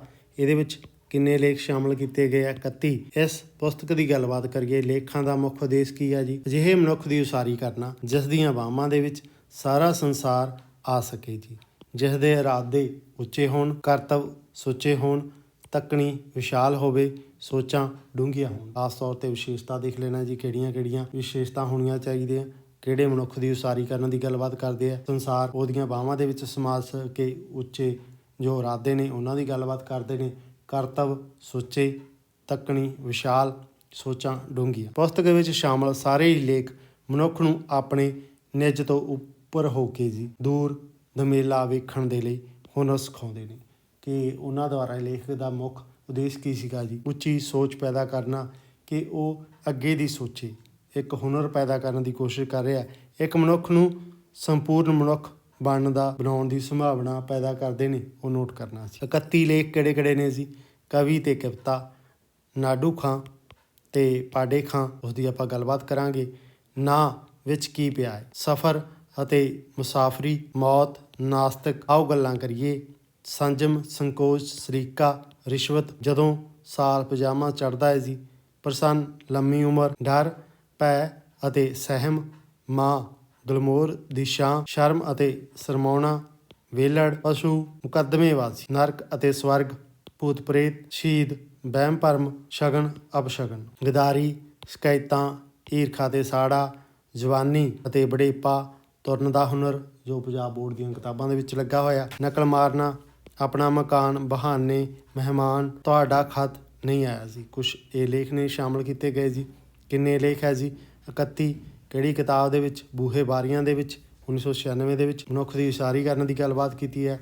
ਕੁਛ ਉੱਚਾ ਆਚਰਣ ਦੀ ਗੱਲਬਾਤ ਕਰਦੇ ਨੇ, ਉੱਚੇ ਇਰਾਦਿਆਂ ਦੀ, ਕਰਤੱਵ ਦੀ, ਸੁੱਚੇ ਦੀ, ਵਿਸ਼ਾਲ ਤੱਕਣੀ ਦੀ ਗੱਲਬਾਤ ਕਰਦੇ ਨੇ, ਡੂੰਘੀਆਂ ਸੋਚਾਂ ਦੇ ਬਾਰੇ, ਮਨੁੱਖ ਨੂੰ ਕਹਿ ਲਓ ਜੀ ਇੱਕ ਸੰਪੂਰਨ ਮਨੁੱਖ ਬਣਨ ਦੀ ਸੰਭਾਵਨਾ ਪੈਦਾ ਕਰਨ ਦੇ ਲਈ ਕੁਛ ਉਹਨਾਂ ਨੇ 31 ਲੇਖ ਲਿਖੇ ਆ ਜੀ, ਉਹਨਾਂ ਦੀ ਆਪਾਂ ਗੱਲਬਾਤ ਕੀਤੀ ਹੈ, ਨੋਟ ਕਰਿਓ ਜੀ। ਅੰਤਰਝਾਤ, ਜਿਸ ਦੀ ਆਪਾਂ ਗੱਲਬਾਤ ਕਰਦੇ ਹਾਂ ਜੀ, 1999 ਦੇ ਵਿੱਚ ਇਸ ਦਾ ਪ੍ਰਕਾਸ਼ਨ ਹੁੰਦਾ। 27 ਲੇਖ ਇਹਦੇ ਵਿੱਚ ਸ਼ਾਮਲ ਕੀਤੇ ਗਏ ਨੇ। ਇਸ ਵਿੱਚ ਲੇਖਕ ਦਾ ਉਦੇਸ਼ ਸੀ ਮਨੁੱਖ ਨੂੰ ਆਪਣੇ ਅੰਦਰ ਛੁਪੀਆਂ ਹੋਈਆਂ ਸ਼ਕਤੀਆਂ ਤੋਂ ਜਾਣੂ ਕਰਵਾਉਣਾ, ਜੋ ਆਪ ਮੁਹਾਰੇ ਹੀ ਉਸਾਰੂ ਅਤੇ ਕਲਿਆਣਕਾਰੀ ਕਾਰਜਾਂ ਵਿੱਚ ਰੁੱਝ ਜਾਵੇ ਜੀ। ਕਿ ਮਨੁੱਖ ਦੇ ਅੰਦਰ ਬਹੁਤ ਸਾਰੀਆਂ ਸ਼ਕਤੀਆਂ ਛੁਪੀਆਂ ਹੁੰਦੀਆਂ ਨੇ, ਉਹਨਾਂ ਨੂੰ ਜਾਣੂ ਕਰਵਾਉਣਾ ਆਪ ਮੁਹਾਰੇ ਉਸਾਰੂ ਕੰਮਾਂ ਦੇ ਲਈ, ਕਲਿਆਣ ਕਾਰਜਾਂ ਦੇ ਲਈ, ਕਿ ਲੋਕਾਂ ਦਾ ਭਲਾ ਕੀਤਾ ਜਾ ਸਕੇ। ਕਲਿਆਣ ਕਾਰਜਾਂ ਦੀ ਗੱਲਬਾਤ ਕਰਦੇ ਨੇ, ਉਸਾਰੂ ਸੋਚ ਦੀ। ਇਹਦੇ ਵਿੱਚ 27 ਲੇਖ ਨੇ ਜੀ, ਉਹਨਾਂ ਦੇ ਨਾਮ ਨੋਟ ਕਰਨਾ ਜੀ। ਉਦਮ ਅਤੇ ਉਤਸ਼ਾਹ, ਆਤਮ ਵਿਸ਼ਵਾਸ, ਲਗਨ ਕਰਦੀ ਹੈ ਰਾਸ ਸਭੇ ਮੁਸ਼ਕਲਾਂ ਜੀ। ਹੁੰਡੀਆਂ ਤਲਵਾਰਾਂ ਅਤੇ ਤਿੱਖੀਆਂ ਢਾਲਾਂ, ਧਿਆਨ ਨਾਲ ਟੁਰੋ ਝੱਲੇ ਜਿਹੇ ਹੋ ਕੇ ਜੀ, ਧਿਆਨ ਨਾਲ ਟੁਰੋ ਝੱਲੇ ਜਿਹੇ ਹੋ ਕੇ, ਆਓ ਯਤਨ ਕਰੀਏ ਇੱਕ ਇੱਕ ਪਲ ਜਦੋਂ ਜੁਗਾਂ ਵਾਂਗ ਲੰਘਦਾ ਹੈ, ਸੰਕਟ ਦੀਆਂ ਘੜੀਆਂ ਜਿਹੜੇ ਭੀੜ ਵਿੱਚ ਗਵਾਚ ਗਏ, ਚਲਦਿਆਂ ਚਲਦਿਆਂ ਪ੍ਰਸੰਨਤਾ ਦੀ ਸੜਕ ਉਸਾਰੀ ਅਧੀਨ ਹੈ ਜੀ, ਪ੍ਰਸੰਨਤਾ ਦੀ ਸੜਕ ਉਸਾਰੀ ਅਧੀਨ ਹੈ, ਤਿੜਕੀ ਹੋਈ ਕੰਧ ਵਿੱਚ ਉੱਗਿਆ ਬੂਟਾ, ਸਾਰੇ ਯਤਨਾਂ ਦਾ ਨਿਸ਼ਾਨਾ ਸਫਲਤਾ ਜੀ। ਚਿੰਤਾ ਦੇ ਪ੍ਰਸੰਗ ਦੇ ਵਿੱਚ ਸਫਲਤਾ ਅਸਫਲਤਾ ਦੀ ਲੁਕਣ ਮਿਚੀ, ਉਸ ਦੀ ਗੱਲਬਾਤ ਕਰਦੇ ਆ। ਸਵੈ ਕਾਬੂ, ਮਨ ਦੇ ਮੇਲੇ, ਸਹਿਣਸ਼ੀਲਤਾ, ਨਿੱਕੀਆਂ ਨਿੱਕੀਆਂ ਗੱਲਾਂ, ਮੁੱਕ ਗਈ ਕੁੱਲ ਪਛਾਣ, ਕੱਪੜਿਆਂ ਦੇ ਅੰਦਰ ਬਾਹਰ ਕਰਦੇ ਨੇ, ਅੰਦਰ ਬਾਹਰ, ਦੁੱਖਾਂ ਸੁੱਖਾਂ ਦੇ ਜੋ ਢਲਦੇ ਪਰਛਾਵੇਂ ਨੇ, ਉਹਨਾਂ ਦੀ ਗੱਲਬਾਤ ਕੀਤੀ ਹੈ। ਜਦੋਂ ਮਨ ਇਕਾਗਰ ਹੋ ਜਾਵੇ, ਯੋਗਤਾ ਦੇ ਪ੍ਰਸੰਗ ਵਿੱਚ ਬਹਿਸ ਜਾਰੀ ਹੈ। ਟੁੱਟੇ ਹੋਏ ਪੁਲਾਂ ਤੋਂ ਆਵਾਜਾਈ ਨਹੀਂ ਲੰਘਦੀ, ਧੰਨਵਾਦ ਦੇ ਹੁਲਾਰੇ ਦੇ ਵਿੱਚ। ਇਹ ਕੁਛ ਲੇਖ ਨੇ ਜੀ, ਨੋਟ ਕਰਨਾ। 27 ਕਿਹੜੀ ਰਚਨਾ ਦੇ ਵਿੱਚ ਨੇ ਜੀ? ਅੰਤਰਝਾਤ ਦੇ ਵਿੱਚ ਸ਼ਕਤੀਆਂ ਤੋਂ ਜਾਣੂ ਕਰਵਾਉਣ ਦੀ ਗੱਲਬਾਤ ਕਰਦੇ ਨੇ ਜੀ, ਜੋ ਮਨੁੱਖ ਦੇ ਅੰਦਰ ਛੁਪੀਆਂ ਹੋਈਆਂ ਨੇ, ਉਹਨਾਂ ਤੋਂ। ਸਾਰੂ ਕੰਮਾਂ ਦੀ ਗੱਲਬਾਤ ਕੀਤੀ ਹੋਈ ਹੈ। ਕਲਿਆਣਕਾਰੀ ਕਾਰਜਾਂ ਦੇ ਲਈ 27 ਲੇਖਾਂ ਦੇ ਲਈ ਲੇਖ ਨੋਟ ਕਰ ਲੈਣੇ। 27 ਕਿਹੜੇ ਨੇ ਜੀ? ਰਾਹ ਰਾਸਤੇ ਜੀ, ਇਸ ਲੇਖ ਸੰਗ੍ਰਹਿ ਦੀ ਗੱਲਬਾਤ ਕਰਦੇ ਹਾਂ ਜੀ। 2002 ਦੇ ਵਿੱਚ ਪ੍ਰਕਾਸ਼ਨ ਹੁੰਦਾ। 21 ਲੇਖ ਇਹਦੇ ਵਿੱਚ ਸ਼ਾਮਲ ਕੀਤੇ ਗਏ ਨੇ। ਇਸ ਸੰਗ੍ਰਹਿ ਦੇ ਵਿੱਚ ਲੇਖ ਨਿਮਰਤਾ ਸਹਿਤ ਰੁਕਿਆ ਹੋਇਆ ਨੂੰ ਚੱਲਣ ਦਾ ਸੁਨੇਹਾ ਦਿੱਤਾ। ਜੋ ਲੋਕ ਰੁਕੇ ਹੋਏ ਨੇ ਜੀ, ਉਹਨਾਂ ਦਾ ਵਿਕਾਸ ਰੁਕਿਆ ਹੈ, ਉਹਨਾਂ ਨੂੰ ਚੱਲਣ ਦੀ ਗੱਲਬਾਤ ਕੀਤੀ ਹੈ। ਜਾਗਦਿਆਂ ਨੂੰ ਅੱਖਾਂ ਖੋਲ੍ਹ ਕੇ ਸੁਪਨੇ ਵੇਖਣ ਦੀ ਦਾਵਤ ਦਿੱਤੀ ਹੈ।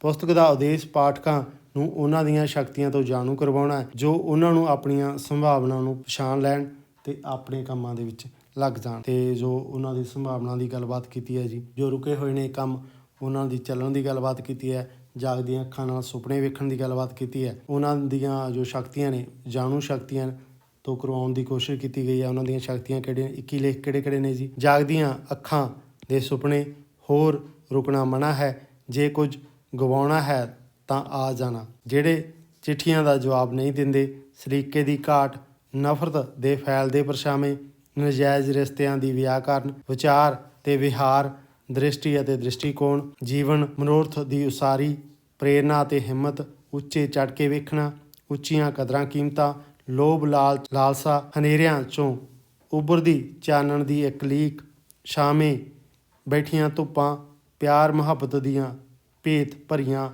ਰਾਹਦਾਰੀਆਂ, ਰੇਤ ਛਲ ਵੱਲ ਵਾਦੀਆਂ ਵਹੀਰਾਂ, ਮੰਜ਼ਿਲ 'ਤੇ ਜੋ ਨਾ ਪਹੁੰਚੇ ਜੀ। ਸੁੱਤੇ ਹੋਏ ਸਮਾਜਾਂ ਦੀ ਜਾਗ ਰਹੀ ਨਾਰੀ, ਵਗਦੇ ਪਾਣੀਆਂ 'ਚ ਖਲੋਤਾ ਦਰਿਆ, ਇਹ ਕੁਛ ਰਚਨਾਵਾਂ ਨੇ ਸ਼ਾਮਲ ਕੀਤੀਆਂ ਗਈਆਂ ਜੀ। 21 ਲੇਖਾਂ ਦੇ ਵਿੱਚ ਗੱਲਬਾਤ ਕੀਤੀ ਹੋਈ ਹੈ ਜੋ ਰੁਕੇ ਹੋਏ ਲੋਕ ਨੇ ਜੀ ਉਹਨਾਂ ਦਾ ਵਿਕਾਸ ਹੋ ਸਕੇ, ਜਾਗਦੀਆਂ ਅੱਖਾਂ ਨਾਲ ਸੁਪਨੇ ਵੇਖਣ ਦੀ ਗੱਲਬਾਤ, ਅਤੇ ਉਹਨਾਂ ਨੂੰ ਆਪਦੀਆਂ ਸ਼ਕਤੀਆਂ ਤੋਂ ਜਾਣੂ ਕਰਵਾਉਣ ਦੀ ਕੋਸ਼ਿਸ਼ ਕੀਤੀ ਹੈ। ਸੰਭਾਵਨਾਵਾਂ ਨੇ ਉਹ ਪੈਦਾ ਹੋਣਗੀਆਂ, ਪਹਿਚਾਣ ਲੈਣਗੇ ਆਪਣੇ ਆਪ ਨੂੰ ਅਤੇ ਆਪਦਾ ਵਿਕਾਸ ਕਰਨਗੇ। ਇਸ ਤਰ੍ਹਾਂ ਦੇ ਨਾਲ ਸੰਬੰਧਿਤ 21 ਲੇਖ ਨੇ। ਕਿਹੜੀ ਕਿਤਾਬ ਵਿੱਚ? ਰਾਹ ਰਸਤੇ ਦੇ ਵਿੱਚ। ਨੋਟ ਕਰਨਾ। ਡੂੰਘੀਆਂ ਸਿਖਰਾਂ ਜੀ ਅਗਲੇ ਜੋ ਉਹਨਾਂ ਦਾ ਲੇਖ ਸੰਗ੍ਰਹਿ ਉਸ ਦੀ ਗੱਲਬਾਤ ਕਰਦੇ ਹਾਂ। 2006 ਦੇ ਵਿੱਚ ਸ਼ਬਦਾਂ 21 ਲੇਖਾਂ ਨੂੰ ਇਹਦੇ ਵਿੱਚ ਸ਼ਾਮਲ ਕੀਤਾ ਗਿਆ ਸੀਗਾ। ਇਸ ਕਿਤਾਬ ਦੇ ਵਿੱਚ ਆਪਾਂ ਨੂੰ ਕੀ ਵੇਖਣ ਨੂੰ ਮਿਲਦਾ? ਲੇਖਕ ਨੇ ਮਨੁੱਖੀ ਆਚਾਰ ਵਿਹਾਰ ਵਿੱਚ ਆ ਰਹੇ ਬਦਲਾਵ ਦੇ ਬਾਰੇ ਪਾਠਕਾਂ ਨੂੰ ਸੁਚੇਤ ਕੀਤਾ ਕਿ ਮਨੁੱਖ ਦੇ ਜੋ ਕਹਿ ਲਓ ਜੀ ਬਦਲਾਵ ਆ ਰਿਹਾ ਨੇਚਰ ਦੇ ਵਿੱਚ, ਉਸ ਦੀ ਗੱਲਬਾਤ ਕਰ ਰਹੇ ਨੇ। ਜੋ ਉਹਦਾ ਰਹਿਣ ਸਹਿਣ ਹੈ ਉਸ ਦੀ ਗੱਲਬਾਤ ਕਰਦੇ ਨੇ। ਇਹ ਇੱਕ ਪ੍ਰੇਰਨਾ ਭਰਪੂਰ ਪੁਸਤਕ ਹੈ ਜੋ ਪਾਠਕ ਨੂੰ ਹਰ ਪ੍ਰਕਾਰ ਦੀ ਨਕਾਰਾਤਮਕਤਾ ਤੋਂ, ਨਕਾਰਾਤਮਕ ਸੋਚ ਹੈ, ਨੈਗੇਟਿਵ ਸੋਚ ਤੋਂ ਮੁਕਤ ਕਰਕੇ ਜੀ ਸਕਾਰਾਤਮਕ ਸੋਚ ਅਪਣਾਉਣ ਲਈ ਪ੍ਰੇਰਨਾ ਦਿੰਦੀ ਹੈ। ਖਾਸ ਤੌਰ 'ਤੇ ਨੋਟ ਕਰਨਾ ਜੀ ਉਹਨਾਂ ਨੂੰ। ਜੇਕਰ ਆਪਾਂ 21 ਲੇਖਾਂ ਦੀ ਗੱਲਬਾਤ ਕਰਦੇ ਹਾਂ, ਉਦੇਸ਼ ਸਿਦਕ ਸ੍ਰਿੜ ਅਤੇ ਦ੍ਰਿੜ ਨਾਲ ਜੀਵਨ ਵਿੱਚ ਆਪ ਸਫਲ ਹੋਣਾ ਅਤੇ ਹੋਰਨਾਂ ਨੂੰ ਸਫਲਤਾ ਦਾ ਕਾਰਨ ਬਣਨਾ, ਕਿ ਇਹਦੇ ਵਿੱਚ ਦੋ ਚੀਜ਼ਾਂ ਕਹੀਆਂ ਗਈਆਂ ਨੇ। ਇੱਕ ਤਾਂ ਸੋਚ ਹੈ ਜਿਹੜੀ ਨੈਗੇਟਿਵ ਤੋਂ ਪੋਜ਼ੀਟਿਵ ਵੱਲ ਜਾਣਾ। ਉਸ ਤੋਂ ਬਾਅਦ ਕੀ ਗੱਲ ਕੀਤੀ ਗਈ ਹੈ? ਸਿਦਕ ਦੀ ਗੱਲਬਾਤ ਕੀਤੀ ਹੈ, ਸ੍ਰਿੜ ਦੀ ਗੱਲਬਾਤ ਕੀਤੀ ਹੈ, ਦ੍ਰਿੜਤਾ ਨਾਲ ਜੀਵਨ ਵਿੱਚ ਅੱਗੇ ਵਧਣਾ, ਸਫਲ ਹੋਣਾ ਆਪਦੇ ਖੇਤਰ ਦੇ ਵਿੱਚ, ਅਤੇ ਹੋਰਨਾਂ ਦੀ ਸਫਲਤਾ ਵਿੱਚ ਵੀ ਕਹਿ ਲਓ ਸਫਲਤਾ ਪ੍ਰਾਪਤ ਕਰ ਰਹੇ ਨੇ ਉਹਦੇ ਵਿੱਚ ਆਪਣਾ ਇੱਕ ਹਿੱਸਾ ਹੋਣਾ, ਕਾਰਨ ਬਣਨਾ ਉਹਨਾਂ ਦਾ, ਉਸ ਦੀ ਗੱਲਬਾਤ ਕਰਦੇ ਨੇ। 21 ਲੇਖ ਕਿਹੜੇ ਨੇ ਜੀ? ਸਿਦਕ ਸ੍ਰਿੜ ਦ੍ਰਿੜਤਾ, ਸੋਹਣੇ ਅਤੇ ਪਿਆਰ ਇਵੇਂ ਕਿਉਂ ਹੁੰਦਾ ਹੈ, ਯੋਗਤਾ ਅਤੇ ਸਮਰੱਥਾ, ਪੈਸਾ ਧਨ ਅਤੇ ਦੌਲਤ, ਸੇਵਾ ਸਹਿਯੋਗ ਅਤੇ ਸਹਾਇਤਾ, ਆਵਾਜ਼ ਗੂੰਜ, ਮਿਲਣਾ ਅਤੇ ਵਿਛੜਨਾ, ਇੱਕ ਹੀ ਮੌਸਮ ਦਾ ਪਤਝੜ, ਪੁੱਲ ਅਤੇ ਪੌੜੀਆਂ, ਨਿੱਕੀਆਂ ਕਣੀਆਂ ਦਾ ਮੀਂਹ, ਯਾਦ ਕਰਦੇ ਹਾਂ 31 ਐਤਵਾਰਾਂ ਵਾਲਾ ਮਹੀਨਾ, ਚੰਗਿਆਂ ਨੂੰ ਚੰਗੇ ਲੱਗਣ ਦੀ ਰੀਝ, ਜ਼ਿੰਦਗੀ ਵਿੱਚੋਂ ਗੁਜ਼ਰਦਿਆਂ ਮੁਸਕਰਾਹਟ ਦੀ ਵਿਆਕਰਨ, ਵਿਦਿਆ ਅਤੇ ਵਿਦਿਆਰਥੀ ਜੀਵਨ ਵਿੱਚ ਵਿਹਾਰਕ ਪੱਖ, ਜਗਤ ਮੇਲੇ ਨੂੰ ਵਧਾਵਾ, ਲੰਮੇ ਇਤਿਹਾਸ ਦੀ ਸੰਖੇਪ ਕਹਾਣੀ, ਡੂੰਘੀਆਂ ਸਿਖਰਾਂ ਜੋ ਇਹਦਾ ਸਰਲੇਖ ਹੈ ਜੀ ਉਸ ਦੀ ਗੱਲਬਾਤ ਕੀਤੀ ਹੋਈ ਹੈ ਕਿ ਇਸ ਪੁਸਤਕ ਦੇ ਵਿੱਚ 21 ਲੇਖ ਸ਼ਾਮਲ ਕੀਤੇ ਗਏ ਨੇ। ਮਨੁੱਖੀ ਆਚਾਰ ਵਿਹਾਰ ਦੀ ਗੱਲਬਾਤ ਕੀਤੀ ਹੈ, ਨੇਚਰ ਦੀ ਬਦਲਾਵ ਆ ਰਿਹਾ ਉਸ ਦੀ ਗੱਲਬਾਤ ਕਰਦੇ ਨੇ ਕਿ ਉਹਦੇ ਵਿੱਚ ਨੈਗੇਟਿਵ ਸੋਚ ਨੂੰ ਹਟਾ ਕੇ ਪੋਜ਼ੀਟਿਵ ਥਿੰਕਿੰਗ ਹੈ ਉਹ ਪੈਦਾ ਕਰਨਾ, ਖੇਤਰ ਦੇ ਵਿੱਚ ਕਾਮਯਾਬ ਹੋਣਾ, ਕਾਹਦੇ ਨਾਲ ਲਗਨ ਮਿਹਨਤ ਕਰਕੇ, ਅਤੇ ਹੋਰਨਾਂ ਦੀ ਸਫਲਤਾ ਦੇ ਵਿੱਚ ਵੀ ਆਪਣਾ ਹਿੱਸਾ ਯੋਗਦਾਨ ਹੋਣਾ।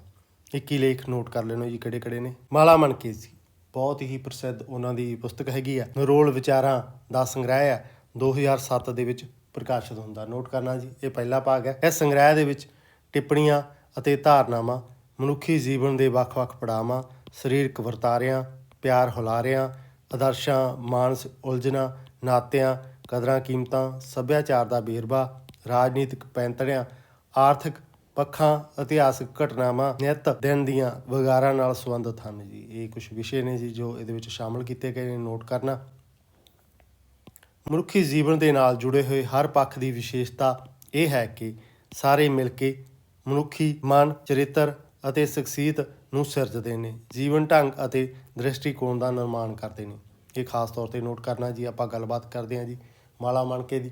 ਬਹੁਤ ਜ਼ਿਆਦਾ ਪ੍ਰਸਿੱਧ ਕਿਤਾਬ ਹੈਗੀ ਹੈ। ਮੈਨੂੰ ਲੱਗਦਾ ਕੋਈ ਇਸ ਤਰ੍ਹਾਂ ਦਾ ਇਨਸਾਨ ਨਹੀਂ ਹੋਊਗਾ ਜਿਸ ਨੇ ਇਹ ਕਿਤਾਬ ਨਾ ਪੜ੍ਹੀ ਹੋਵੇ। ਨਿਰੋਲ ਵਿਚਾਰਾਂ ਦੀ ਗੱਲਬਾਤ ਕੀਤੀ ਹੋਈ ਹੈ 2007 ਦੇ ਵਿੱਚ ਪ੍ਰਕਾਸ਼ਿਤ। ਜੋ ਧਾਰਨਾਵਾਂ ਨੇ ਉਹਨਾਂ ਦੀ ਗੱਲਬਾਤ ਕੀਤੀ ਹੈ। ਮਨੁੱਖ ਜੀਵਨ ਦੇ ਵੱਖ-ਵੱਖ ਪੜਾਵਾਂ ਦੀ, ਵਰਤਾਰਿਆਂ ਦੀ, ਪਿਆਰ ਹੁਲਾਰਿਆਂ ਦੀ, ਉਲਝਣਾਂ ਦੀ, ਆਦਰਸ਼ਾਂ ਦੀ, ਨਾਤਿਆਂ ਦੀ, ਕਦਰਾਂ ਕੀਮਤਾਂ ਦੀ, ਰਾਜਨੀਤਿਕ, ਸਮਾਜਿਕ, ਆਰਥਿਕ ਜੋ ਪੱਖ ਨੇ ਜੀ ਉਹਨਾਂ ਦੀ ਗੱਲਬਾਤ ਕੀਤੀ ਹੋਈ ਹੈ। ਅਤੇ ਸਾਰੇ ਪੱਖਾਂ ਨੂੰ ਮਿਲ ਕੇ ਜੀ ਮਨੁੱਖੀ ਮਾਨ ਚਰਿੱਤਰ ਦੀ ਸ਼ਖਸੀਅਤ ਸਿਰਜਦੇ ਨੇ, ਉਸ ਦੀ ਪੇਸ਼ਕਾਰੀ ਕਰਦੇ ਨੇ, ਜੀਵਨ ਢੰਗ ਅਤੇ ਦ੍ਰਿਸ਼ਟੀਕੋਣ ਦਾ ਨਿਰਮਾਣ ਕਰਦੇ ਨੇ, ਉਸ ਦੀ ਗੱਲਬਾਤ ਜੀਵਨ ਢੰਗ ਅਤੇ ਦ੍ਰਿਸ਼ਟੀਕੋਣ ਦਾ ਨਿਰਮਾਣ ਕਰਦੇ ਨੇ, ਉਸ ਦੀ ਗੱਲਬਾਤ ਕੀਤੀ ਹੋਈ ਹੈ। ਇਹ ਆਪਾਂ ਨੂੰ ਦੱਸਣ ਦੀ ਲੋੜ ਨਹੀਂ ਵੀ ਇਹਦੇ ਵਿੱਚ ਕਿਹੜੇ ਲੇਖ ਸ਼ਾਮਲ ਨੇ। ਕੱਲਿਆਂ ਦਾ ਕਾਫਲਾ 2011 ਦੇ ਵਿੱਚ ਛਪਦੀ ਹੈ ਜੀ। ਨੋਟ ਕਰਨਾ। ਇਸ ਪੁਸਤਕ ਦੇ ਵਿੱਚ ਉਸੇ ਤਰ੍ਹਾਂ ਹੀ ਜਿਸ ਤਰ੍ਹਾਂ ਮਾਲਾ ਮਣਕੇ ਦੇ ਵਿੱਚ ਵਿਚਾਰਾਂ ਦਾ ਸੰਗ੍ਰਹਿ ਹੈ ਜੀ। ਇਹ ਕਿਤਾਬ ਪਹਿਲਾਂ ਛਪ ਚੁੱਕੀ ਹੈ। ਮਾਲਾ ਮਣਕੇ ਦੀ ਨਿਰੰਤਰਤਾ ਉਸੇ ਸੀਰੀਜ਼ ਦੇ ਵਿੱਚ ਹੈ, ਨਾ ਬਸ ਸਿਰਫ ਚੇਂਜ ਹੈ ਜੀ। ਵਿਸ਼ਾ ਸਮੁੱਚਾ ਜੀਵਨ ਹੈ। ਇਸ ਵਿੱਚ ਜੀਵਨ ਦੇ ਵਿਸ਼ਾਲ ਸਾਗਰ ਦੇ ਕੁਝ ਪੱਖ ਰੰਗ ਸ਼ਾਮਲ ਕੀਤੇ ਗਏ ਨੇ। ਲੇਖਕ ਦੇ ਅਨੁਸਾਰ ਕੋਲ ਕੋਈ ਵੀ ਸਿਧਾਂਤ ਨਹੀਂ ਹਨ, ਕੇਵਲ ਕੁਝ ਤਰਕ ਨੇ ਤੇ ਆਧਾਰਿਤ ਵਿਸ਼ਵਾਸ ਨੇ। ਇਹਨਾਂ ਉੱਪਰ ਟਿੱਪਣੀਆਂ ਦੇ ਰੂਪ ਵਿੱਚ ਪੁਸਤਕ ਨੂੰ ਦਰਸਾਇਆ ਗਿਆ। ਹੁਣ ਵਿਸ਼ਾ ਕੀ ਹੈ ਜੀ? ਕਿਤਾਬ ਵਿਚਾਰ ਪੇਸ਼ ਕੀਤੇ ਹੈ ਜੀ। ਜਿਵੇਂ ਮਾਲਾ ਮਣਕੇ ਸੀ ਉਸੇ ਤਰ੍ਹਾਂ ਦੀ ਇੱਕ ਸੀਰੀਜ਼ ਅੱਗੇ ਚੱਲ ਰਹੀ ਹੈ, ਨਾ ਸਿਰਫ ਚੇਂਜ ਹੈ। ਸਮੁੱਚੇ ਜੀਵਨ ਦੀ ਪੇਸ਼ਕਾਰੀ ਕਰਦੇ ਆ। ਜੀਵਨ ਦੇ ਉਹਨਾਂ ਨੇ ਜੋ ਅਨੁਭਵ ਨੇ, ਵੱਖ-ਵੱਖ ਪੱਖ ਨੇ, ਉਹਨਾਂ ਨੂੰ ਲਿਆ। ਰੰਗ ਨੇ ਉਹਨਾਂ ਦੇ ਵਿੱਚ ਸ਼ਾਮਲ ਕਰਦੇ ਨੇ। ਕੋਈ ਸਿਧਾਂਤ ਨਹੀਂ ਰੱਖਦੇ ਜੀ, ਕੇਵਲ ਤਰਕ ਹੀ ਹੈ ਉਹਨਾਂ ਕੋਲ, ਤੇ ਉਹਨਾਂ ਦੇ ਆਧਾਰਿਤ ਵਿਸ਼ਵਾਸ ਨੇ ਟਿੱਪਣੀਆਂ ਦੇ ਰੂਪ ਵਿੱਚ ਜੋ ਇਹਦੇ ਵਿੱਚ ਪੁਸਤਕ ਦੇ ਵਿੱਚ ਦਰਸਾਈਆਂ ਗਈਆਂ। ਨੋਟ ਕਰਨਾ ਸੀ। ਖਿੜਕੀਆਂ ਪੁਸਤਕ ਦੀ ਗੱਲਬਾਤ ਕਰਦੇ ਹਾਂ ਜੀ। ਇਸ ਸੰਗ੍ਰਹਿ ਦੀ ਗੱਲਬਾਤ ਕਰਦਿਆਂ ਲੇਖਕ ਨੇ ਸੈਂਕੜੇ ਵਿਅਕਤੀਆਂ ਦੇ ਭਾਸ਼ਣਾਂ, ਲਿਖਤਾਂ, ਜ਼ਿੰਦਗੀ ਦੇ ਵਿੱਚ ਵਾਪਰੀਆਂ ਘਟਨਾਵਾਂ ਨੂੰ ਸ਼ਾਮਲ ਕੀਤਾ ਗਾ। ਨੋਟ ਕਰਨਾ ਜੀ। ਖਿੜਕੀਆਂ ਮਤਲਬ ਬਹੁਤ ਸਾਰੀਆਂ ਹੁੰਦੀਆਂ ਨੇ, ਤੁਹਾਨੂੰ ਪਤਾ ਹੀ ਹੈ। ਉਹਦੇ ਵਿੱਚ ਵਿਅਕਤੀਆਂ ਦੇ ਭਾਸ਼ਣਾਂ, ਲਿਖਤਾਂ ਤੇ ਜ਼ਿੰਦਗੀ ਦੇ ਵਿੱਚ ਵਾਪਰੀਆਂ ਘਟਨਾਵਾਂ ਨੂੰ ਸ਼ਾਮਲ ਕੀਤਾ। ਲੇਖਕ ਦੇ ਅਨੁਸਾਰ ਸੰਗ੍ਰਹਿ ਵਿੱਚ ਦਰਜ ਕੀਤੀਆਂ ਸਾਰੀਆਂ ਘਟਨਾਵਾਂ ਜ਼ਿੰਦਗੀ ਵੱਲ ਖੁੱਲ੍ਹਦੀਆਂ ਖਿੜਕੀਆਂ ਦੇ ਨਿਆਈ ਹਨ, ਜਿਨ੍ਹਾਂ ਦੇ ਬਾਹਰਲੇ ਅਤੇ ਅੰਦਰਲੇ ਸਰੀਰਕ, ਰੂਹਾਨੀ, ਪੱਛਮੀ, ਪੂਰਬੀ ਜੀਵਨ ਜਾਂਚ ਦੇ ਸੁਨੇਹੇ ਅਤੇ ਸੰਕੇਤ ਮਿਲਦੇ ਨੇ। ਇਹ ਉਹਨਾਂ ਦੇ ਅਨੁਸਾਰ ਵਿਚਾਰ ਨੇ। ਲੇਖਕ ਦਾ ਮਕਸਦ ਇਹਨਾਂ ਸੁਨੇਹਿਆਂ ਨੂੰ ਸੰਕੇਤਾਂ ਦੇ ਰਾਹੀਂ ਪਾਠਕਾਂ ਦੇ ਅਨੁਭਵ ਵਿਸ਼ਾਲ ਕਰਨ ਦੇ ਨਾਲ ਨਾਲ ਉਹਨਾਂ ਨੂੰ ਗਿਆਨ ਵਿੱਚ ਵਾਧਾ ਕਰਨਾ, ਜੋ ਆਪਣੀ ਜ਼ਿੰਦਗੀ ਨੂੰ ਸਮਝਦੇ ਹੋਏ ਖੁੱਲ੍ਹ ਕੇ ਜੀ ਸਕਣ ਜੀ। ਇਹ ਇੱਕ ਪੇਸ਼ਕਾਰੀ ਹੈਗੀ ਹੈ ਜੀ ਖਿੜਕੀਆਂ ਦੀ, ਜਿਹਦੇ ਵਿੱਚ ਵੱਖ-ਵੱਖ ਵਿਅਕਤੀਆਂ ਦੀ ਭਾਸ਼ਣ ਲੈ ਕੇ ਵਾਪਰੀਆਂ ਘਟਨਾਵਾਂ ਦੀ ਤੇ ਉਹਨਾਂ ਦੇ ਸੁਨੇਹੇ ਨੇ, ਸੰਕੇਤਾਂ ਨੇ, ਸੰਕੇਤ ਦਿੱਤੇ ਆ, ਉਹ ਪਾਠਕਾਂ ਦਾ ਜੋ ਅਨੁਭਵ ਹੈ ਵਿਸ਼ਾਲ ਕਰਨਗੇ, ਗਿਆਨ ਵਿੱਚ ਵਾਧਾ ਕਰਨਗੇ, ਜ਼ਿੰਦਗੀ ਨੂੰ ਸਮਝਾਉਣਗੇ ਉਹਨਾਂ ਨੂੰ ਤੇ ਖੁੱਲ੍ਹ ਕੇ ਜਿਉਣ ਦਾ ਰਾਹ ਪਾਉਣਗੇ। ਬੁਨਿਆਦਾਂ ਇਸ ਸੰਗ੍ਰਹਿ ਦੀ ਗੱਲਬਾਤ ਕਰੀਏ। ਲੇਖਾਂ ਦੇ ਰਾਹੀਂ ਪਾਠਕ ਨੇ 3 ਤਰ੍ਹਾਂ ਦੀ ਜਿਗਿਆਸਾ ਨੂੰ ਸ਼ਾਂਤ ਕਰਨ ਦਾ ਯਤਨ ਕੀਤਾ। 3 ਤਰ੍ਹਾਂ ਦੀ ਜਿਗਿਆਸਾ ਦੀ ਗੱਲਬਾਤ ਕੀਤੀ ਹੋਈ ਹੈ, ਉਹਦੀ ਗੱਲਬਾਤ ਕਰਾਂਗੇ। ਇਵੇਂ ਹੁੰਦਾ ਹੈ, ਇਹ ਇਵੇਂ ਹੁੰਦਾ ਹੈ, ਅੱਛਾ ਇਵੇਂ ਵੀ ਹੁੰਦਾ ਹੈ। ਇਹ 3 ਤਰ੍ਹਾਂ ਦੀਆਂ ਜਿਗਿਆਸਾਵਾਂ ਨੇ ਜੀ। ਨੋਟ ਕਰ ਲੈਣਾ।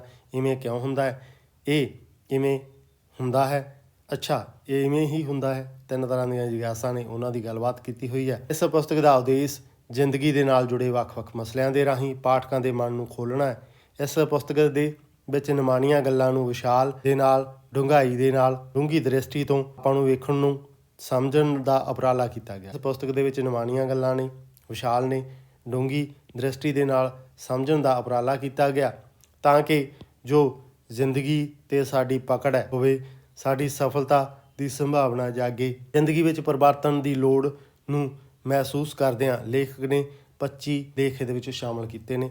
ਉਹਨਾਂ ਦੀ ਆਪਾਂ ਗੱਲਬਾਤ ਕਰਾਂਗੇ। 25 ਲੇਖ ਹਨ ਜੀ। ਦਿਲ ਦਾ ਟੁੰਬਣਾ, ਯੁੱਗ ਬਦਲਦੀ, ਸੁੰਦਰਤਾ ਦੀ ਖਿੱਚ, ਔਖਾ ਕੰਮ, ਸੌਖਾ ਕੰਮ, ਆਤਮ ਵਿਸ਼ਵਾਸ ਵਾਲੀ ਮੈਂ, ਚਿੱਤਰਕਾਰੀ, ਮੰਗਣੀ ਦੀ ਮੁੰਦਰੀ, ਨੇਤਰਹੀਨਤਾ, ਇੱਕ ਚੁੱਪ, ਹਜ਼ਾਰ ਸੁੱਖ, ਹੱਥ ਦਾ ਕਮਾਲ, ਸੀਸਾ ਸਾਹਿਬ, ਸਿਕੰਦਰ, ਮਹਾਨ, ਜ਼ਿੰਮੇਵਾਰੀ ਅਤੇ ਲਾਪਰਵਾਹੀ, ਝੂਠ ਦਾ ਸੱਚ, ਸਰਮਾਉਣਾ ਅਤੇ ਸ਼ਰਮਸਾਰ। ਪਹਿਲਾਂ ਵੀ ਆ ਚੁੱਕਿਆ ਕਿਹੜੇ ਸੰਗ੍ਰਹਿ 'ਚ, ਦੱਸੋ ਜੀ। ਨਵੇਂ ਸੰਤੁਲਨ, ਨਵੀਂ ਜਾਤ-ਪਾਤ, ਬਹਾਦਰਾਂ ਦੀ ਸਵਾਰੀ, ਘੋੜਾ, ਲਾਲਚ ਦੀਆਂ ਸੰਗਲੀਆਂ, ਆਲੂ, ਚਾਰਾ, ਐਸਾ ਅਤੇ ਪ੍ਰਸੰਨਤਾ, ਵੱਧ ਰਿਹਾ ਗੁੱਸਾ, ਹਮਦਰਦੀ, ਪਾਬੰਦੀਆਂ ਦਾ ਸੁਦਾਗਰ, ਨੱਕ, ਵਰਤੋਂ ਵਿਹਾਰ ਜੀ। ਕੁਛ ਇਹ ਲੇਖ ਨੇ ਜੀ ਸ਼ਾਮਲ ਕੀਤੇ ਗਏ 25।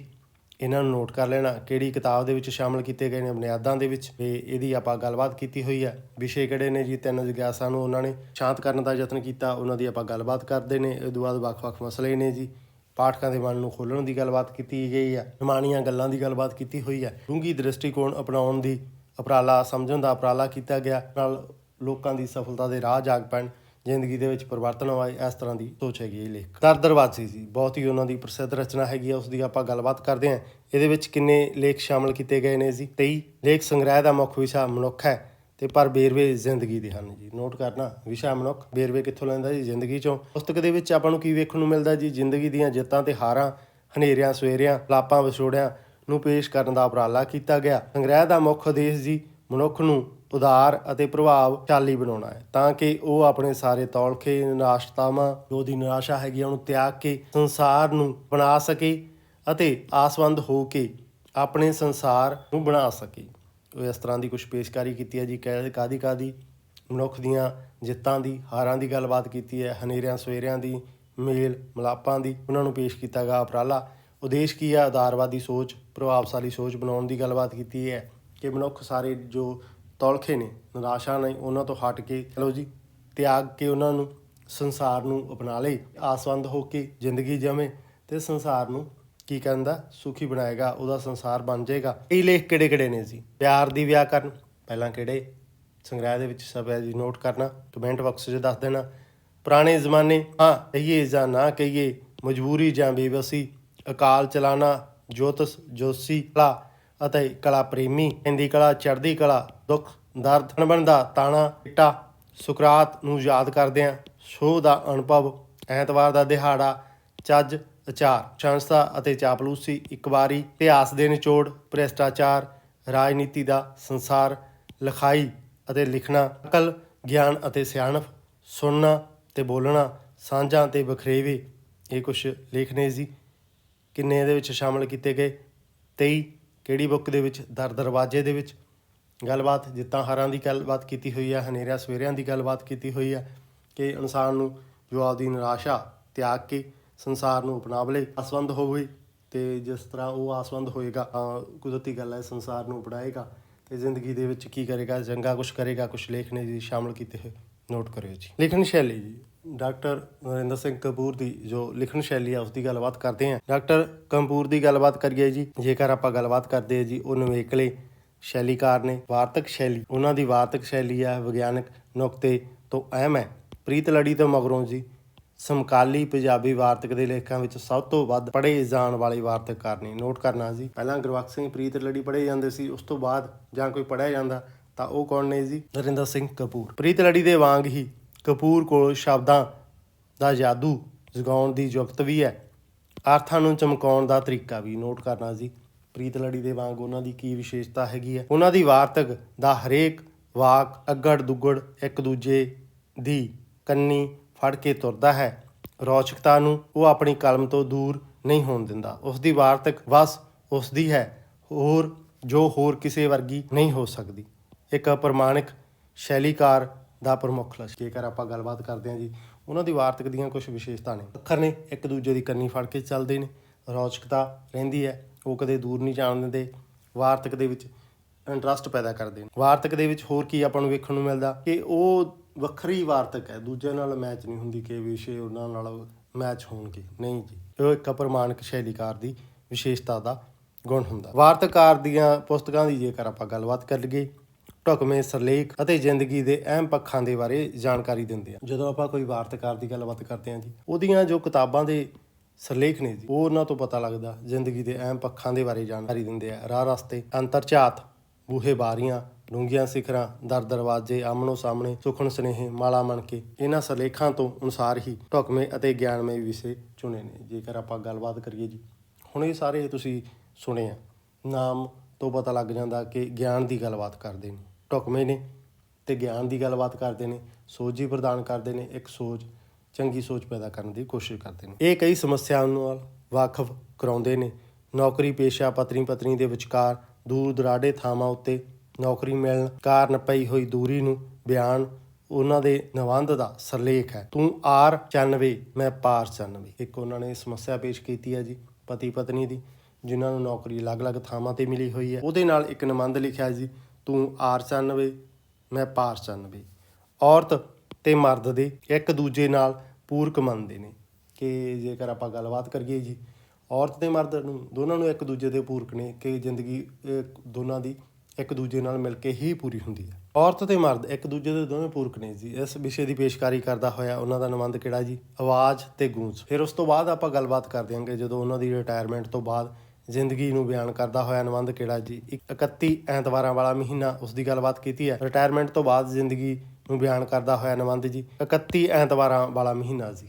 ਇਹ ਨੋਟ ਕਰਨਾ, ਜਿਸ ਦੇ ਵਿੱਚ 31 ਦੇ 31 ਦਿਨ ਕਾਹਦੇ ਆ ਜੀ? ਉਹਨਾਂ ਨੂੰ ਛੁੱਟੀਆਂ ਨੇ, ਰਿਟਾਇਰਮੈਂਟ ਹੋ ਗਈ ਹੈ, ਉਸ ਦੀ ਪੇਸ਼ਕਾਰੀ ਕਰਦੇ ਨੇ। ਹੰਕਾਰੇ ਹੋਏ ਲੋਕਾਂ ਦੀ ਮਾਨਸਿਕਤਾ ਨਾਲ ਸੰਬੰਧਿਤ ਉਲੀਕ ਦਾ ਨਿਬੰਧ ਕਿਹੜਾ ਜੀ? ਹੰਕਾਰ ਦੀ ਗੱਲਬਾਤ ਕਰਦੇ ਹਾਂ। ਨਾਡੂ ਖਾਂ ਤੇ ਪਾਟੇ ਖਾਂ ਜੀ, ਸਾਰਿਆਂ ਨੇ ਸੁਣਿਆ ਹੋਏਗਾ ਜੀ ਉਹਦੇ ਬਾਰੇ। ਪਾਣੀ ਦੀ ਅਜਾਈਂ ਵਰਤੋਂ ਕਾਰਨ ਭਵਿੱਖ ਵਿੱਚ ਆਉਣ ਵਾਲੀਆਂ ਕਿੱਲਤਾਂ ਦੀ ਗੱਲਬਾਤ ਕੀਤੀ ਹੈ। ਪਾਣੀ ਦੀ ਕਿੱਲਤ ਤੋਂ ਜਾਣੂ ਕਰਵਾਉਂਦਾ ਹੋਇਆ ਉਹਨਾਂ ਦਾ ਨਿਬੰਧ ਕਿਹੜਾ ਜੀ? ਖਾਸ ਤੌਰ 'ਤੇ ਵਿਸ਼ੇ ਦੀ ਪੇਸ਼ਕਾਰੀ ਕਿਹੜਾ ਕਰਦਾ ਜੀ? ਸੁੱਕ ਗਏ ਦਰਿਆ ਦੇ ਪਾਣੀ ਨਿਬੰਧ। ਇਹਦੇ ਵਿੱਚ ਵਿਸ਼ਾ ਕੀ ਹੈ ਜੀ? ਪਾਣੀ ਜੋ ਲਗਾਤਾਰ ਧਰਤੀ ਦਾ ਮੁੱਕ ਰਿਹਾ, ਉਸ ਦੀ ਗੱਲਬਾਤ ਕੀਤੀ ਹੋਈ ਆ। ਭਵਿੱਖ ਦੇ ਵਿੱਚ ਕੀ ਸਮੱਸਿਆ ਆ ਸਕਦੀ ਹੈ, ਉਸ ਦੀ ਪੇਸ਼ਕਾਰੀ ਕਰਦੀ। ਆਪਣੇ ਚੁਣੇ ਅਤੇ ਦਿਲ ਖਿੱਚਵੇਂ ਸਿਰਲੇਖਾਂ ਦੇ ਵਾਂਗ ਹੀ ਅੰਦਰੋਂ ਗਿਆਨਮਈ ਪ੍ਰਭਾਵਾਂ ਦੇ ਨਾਲ ਭਰਪੂਰ ਜਦੋਂ ਅਸੀਂ ਕਪੂਰ ਸਿੰਘ ਦੀ ਵਾਰਤਕ ਦੀ, ਡਾਕਟਰ ਕਪੂਰ ਦੀ ਵਾਰਤਕ ਦਾ ਅਧਿਐਨ ਕਰਦੇ ਹਾਂ ਤਾਂ ਪਤਾ ਲੱਗਦਾ ਹੈ ਕਿ ਉਹ ਕਈ ਤਰ੍ਹਾਂ ਦੀ ਸ਼ੈਲੀਗਤ ਯੁਕਤਾਂ ਦੀ ਵਰਤੋਂ ਕਰਦੇ ਹੈ। ਲੇਖ ਦੇ ਸਾਹਮਣੇ ਅਖਬਾਰਾਂ, ਰਸਾਲਿਆਂ ਨਾਲ ਜੁੜਿਆ ਸਧਾਰਨ ਪਾਠਕ ਵਰਗ ਹੈ, ਜਿਸ ਨੂੰ ਮਾਨਸਿਕ ਅਤੇ ਭਾਵਨਾਤਮਕ ਤੌਰ 'ਤੇ ਸੰਬੋਧਨੀ ਸ਼ੈਲੀ, ਪ੍ਰਸ਼ਨੋਤਰੀ ਸ਼ੈਲੀ, ਵਾਰਤਾਲਾਪੀ ਸੰਵਾਦੀ ਸ਼ੈਲੀ ਰਾਹੀਂ ਨਾਲ ਲੈ ਕੇ ਤੁਰਦਾ ਹੈ। ਜੇਕਰ ਆਪਾਂ ਗੱਲਬਾਤ ਕਰੀਏ ਜੀ, ਲੇਖਕ ਨੇ ਇਸ ਦੌਰ ਦੇ ਵਿੱਚ ਵੱਖ-ਵੱਖ ਸ਼ੈਲੀਆਂ ਵਰਤੀਆਂ ਨੇ। ਕਾਹਦੇ ਲਈ ਜੀ? ਸ਼ੈਲੀ ਉਹਦੀ ਯੁਕਤ ਦੀ ਗੱਲਬਾਤ ਕਰਦੇ ਹਾਂ, ਅਖਬਾਰਾਂ ਦੇ ਰਾਹੀਂ, ਰਸਾਲਿਆਂ ਦੇ ਰਾਹੀਂ। ਜਿਵੇਂ ਸਧਾਰਨ ਪਾਠਕ ਹੈ, ਉਹ ਉਹਨਾਂ ਨਾਲ ਪੂਰਨ ਤੌਰ 'ਤੇ ਨਹੀਂ ਜੁੜਦਾ। ਜਦੋਂ ਇਹਨਾਂ ਦੀ ਲਿਖਤ ਦੀ ਗੱਲਬਾਤ ਹੁੰਦੀ ਹੈ, ਉਹਨਾਂ ਨੇ ਮਾਨਸਿਕਤਾ, ਭਾਵਨਾਤਮਕ ਤੌਰ 'ਤੇ ਸੰਬੋਧਨੀ ਸ਼ੈਲੀ ਵਰਤਦੇ ਆ। ਪ੍ਰਸ਼ਨ ਉੱਤਰੀ ਸ਼ੈਲੀ, ਵਾਰਤਾਲਾਪ ਸੰਵਾਦੀ ਸ਼ੈਲੀ ਦੇ ਨਾਲ ਕੀ ਹੋ ਜਾਂਦਾ, ਪਾਠਕ ਉਹਨਾਂ ਨਾਲ ਜੁੜਦਾ ਗਾ। ਡਾਕਟਰ ਕਪੂਰ ਨੇ ਜੀ ਆਪਣੇ ਨਿਬੰਧ ਵਿੱਚ ਵੱਡੇ ਵਾਕਾਂ ਦੀ ਤੁਲਨਾ ਦੀ ਥਾਂ 'ਤੇ ਨਿੱਕੇ-ਨਿੱਕੇ ਵਾਕ ਵਰਤਦੇ ਨੇ, ਅਤੇ ਇਹ ਨਿੱਕੇ-ਨਿੱਕੇ ਵਾਕਾਂ ਨੂੰ ਸਪਸ਼ਟ ਕਰਦੇ ਹੋਏ ਕੁਛ ਸ਼ਬਦਾਂ ਨਹੀਂ, ਬਾਕੀ ਉਹਨਾਂ ਦੀਆਂ ਸਾਰੀਆਂ ਲਿਖਤਾਂ ਵਿਅਸਤ ਨੇ ਜੀ ਇੱਕ ਦੂਜੇ ਤੋਂ। ਕਿਸੇ ਨੂੰ ਨਹੀਂ ਕਹਿ ਸਕਦੇ। ਕੁਛ ਨਿੱਕੇ ਵਾਕਾਂ ਦੀ ਗੱਲਬਾਤ ਕਰਦੇ ਹਨ। ਨਿੱਕੀਆਂ-ਨਿੱਕੀਆਂ ਖੁਸ਼ੀਆਂ ਜ਼ਿੰਦਗੀ ਨੂੰ ਥੱਕਣ ਨਹੀਂ ਦਿੰਦੀਆਂ।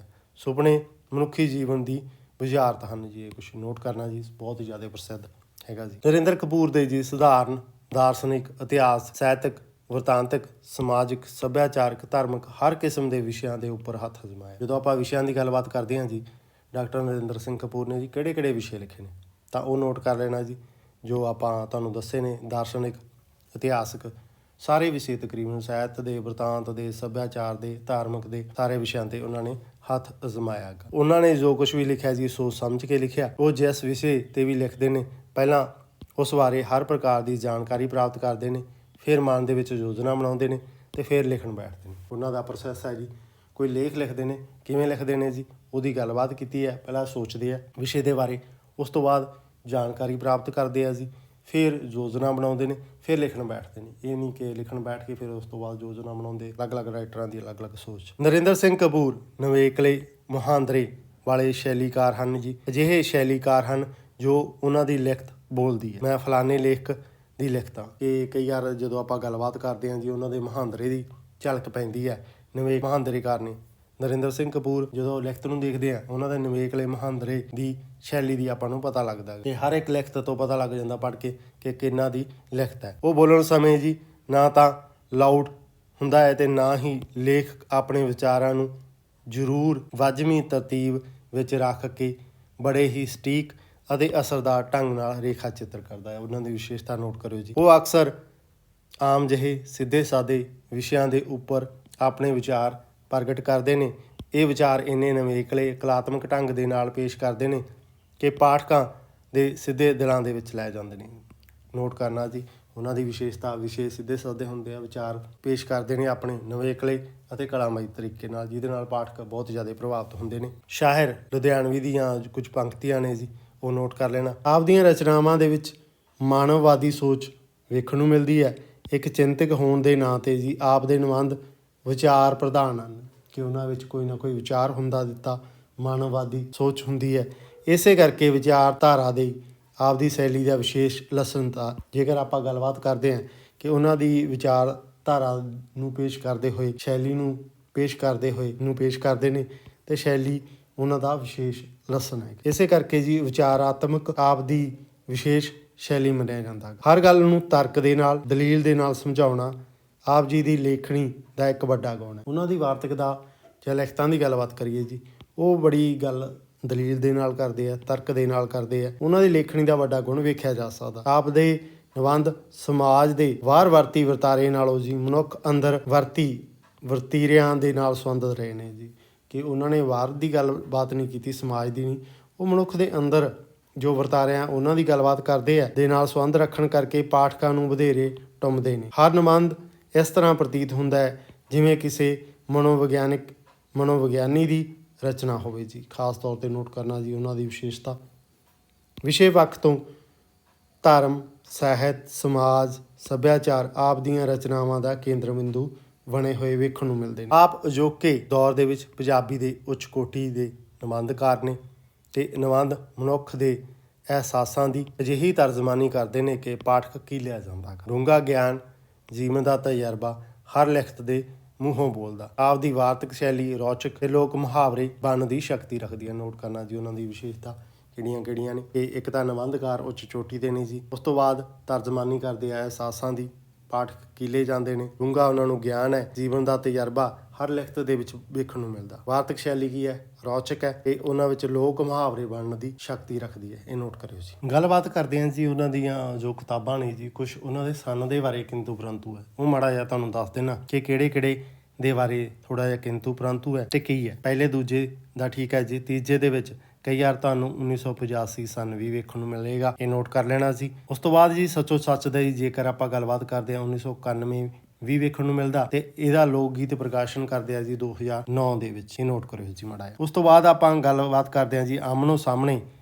ਕਈ ਜਗ੍ਹਾ ਜੀ ਉਹਨਾਂ ਨੇ 1993 ਲਿਖਿਆ ਆਪਦੀਆਂ ਲਿਖਤਾਂ ਦੇ ਵਿੱਚ। ਸੁਖਣ ਸੁਨੇਹੇ ਦੀ ਗੱਲਬਾਤ ਕਰਦੇ ਹਾਂ ਜੀ 97 ਦੇ ਵਿੱਚ ਵੇਖਣ ਨੂੰ ਮਿਲਦਾ ਸਨ। ਉਸ ਤੋਂ ਬਾਅਦ ਬੂਹੇ ਬਾਰੀਆਂ ਜੇਕਰ ਆਪਾਂ ਗੱਲਬਾਤ ਕਰੀਏ ਜੀ 1995 ਕਈ ਥਾਂ ਤੇ ਦੇਖਣ ਨੂੰ ਮਿਲਿਆ। ਉਸ ਤੋਂ ਬਾਅਦ ਜੇਕਰ ਆਪਾਂ ਗੱਲਬਾਤ ਕਰੀਏ ਜੀ ਬਾਕੀਆਂ ਦੇ ਵਿੱਚ ਕੋਈ ਦਿੱਕਤ ਨਹੀਂ ਹੈ, ਸਿਰਫ ਖਿੜਕੀਆਂ ਜੋ ਹੈਗਾ ਜੀ 2013 ਵੀ ਕਈ ਜਗ੍ਹਾ ਵੇਖਣ ਨੂੰ ਮਿਲਦਾ ਗਾ। ਇਹ ਕੁਛ ਸਨ ਨੇ ਜੀ, ਨੋਟ ਕਰ ਲੈਣਾ। ਤੇ ਦਰ ਦਰਵਾਜ਼ੇ ਦਾ ਸਤੰਬਰ 2010 ਇਹ ਕੁਛ ਸਨ ਸੀ ਜਿਨ੍ਹਾਂ ਦੇ ਵਿੱਚ ਥੋੜੀ ਬਹੁਤੀ ਕਿੰਤੂ ਪਰੰਤੂ ਹੈ, ਇਹ ਤੁਹਾਨੂੰ ਦੱਸਿਆ ਗਾ ਜੀ, ਨੋਟ ਕਰਿਓ ਜੀ। ਤੁਨਰ ਦਾ ਹੁਨਰ ਆਪਾਂ ਗੱਲਬਾਤ ਕੀਤੀ ਹੈ ਜੀ, ਪੰਜਾਬ ਬੋਰਡ ਦੀਆਂ ਕਿਤਾਬਾਂ ਦੇ ਵਿੱਚ ਲੱਗਿਆ ਹੋਇਆ, ਤੁਸੀਂ ਵੇਖ ਸਕਦੇ ਹੋ। ਬਹੁਤ ਹੀ ਜ਼ਿਆਦਾ ਪ੍ਰਸਿੱਧ ਰਚਨਾ ਹੈਗੀ ਹੈ, ਨੋਟ ਕਰਨਾ। ਧੰਨਵਾਦ ਜੀ ਵੀਡੀਓ ਨੂੰ ਵੇਖਣ ਦੇ ਲਈ। ਆਪਣੀਆਂ ਜੋ ਮਾਸਟਰ ਕੇਡਰ ਪੰਜਾਬੀ ਤੇ ਮਾਸਟਰ ਕੇਡਰ ਹਿਸਟਰੀ ਨਾਲ ਸੰਬੰਧਿਤ ਕਲਾਸਾਂ ਚੱਲ ਰਹੀਆਂ, ਜੇਕਰ ਕੋਈ ਜੁੜਨਾ ਚਾਹੁੰਦਾ ਇਸ ਨੰਬਰ ਦੇ ਉੱਪਰ ਆਪਾਂ ਮੈਸੇਜ ਕਰਨਾ ਜੀ, ਆਪਣਾ ਨਾਮ ਲਿਖ ਕੇ, ਸਿਟੀ ਦਾ ਨਾਮ ਲਿਖ ਕੇ ਜੀ। ਤੇ ਆਉਣ ਵਾਲੇ ਦਿਨਾਂ ਦੇ ਵਿੱਚ ਸੀਟੈਟ ਤੇ ਨੈਟ ਦੀਆਂ ਕਲਾਸਾਂ ਸਟਾਰਟ ਕਰਾਂਗੇ। ਵੀਡੀਓ ਨੂੰ ਲਾਈਕ ਕਰਨਾ ਜੀ, ਆਪਦੇ ਦੋਸਤਾਂ ਦੇ ਨਾਲ ਸ਼ੇਅਰ ਕਰ ਦੇਣਾ,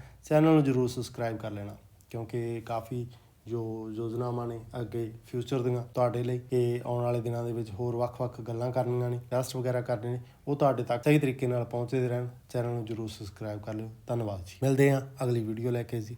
ਧੰਨਵਾਦ ਜੀ।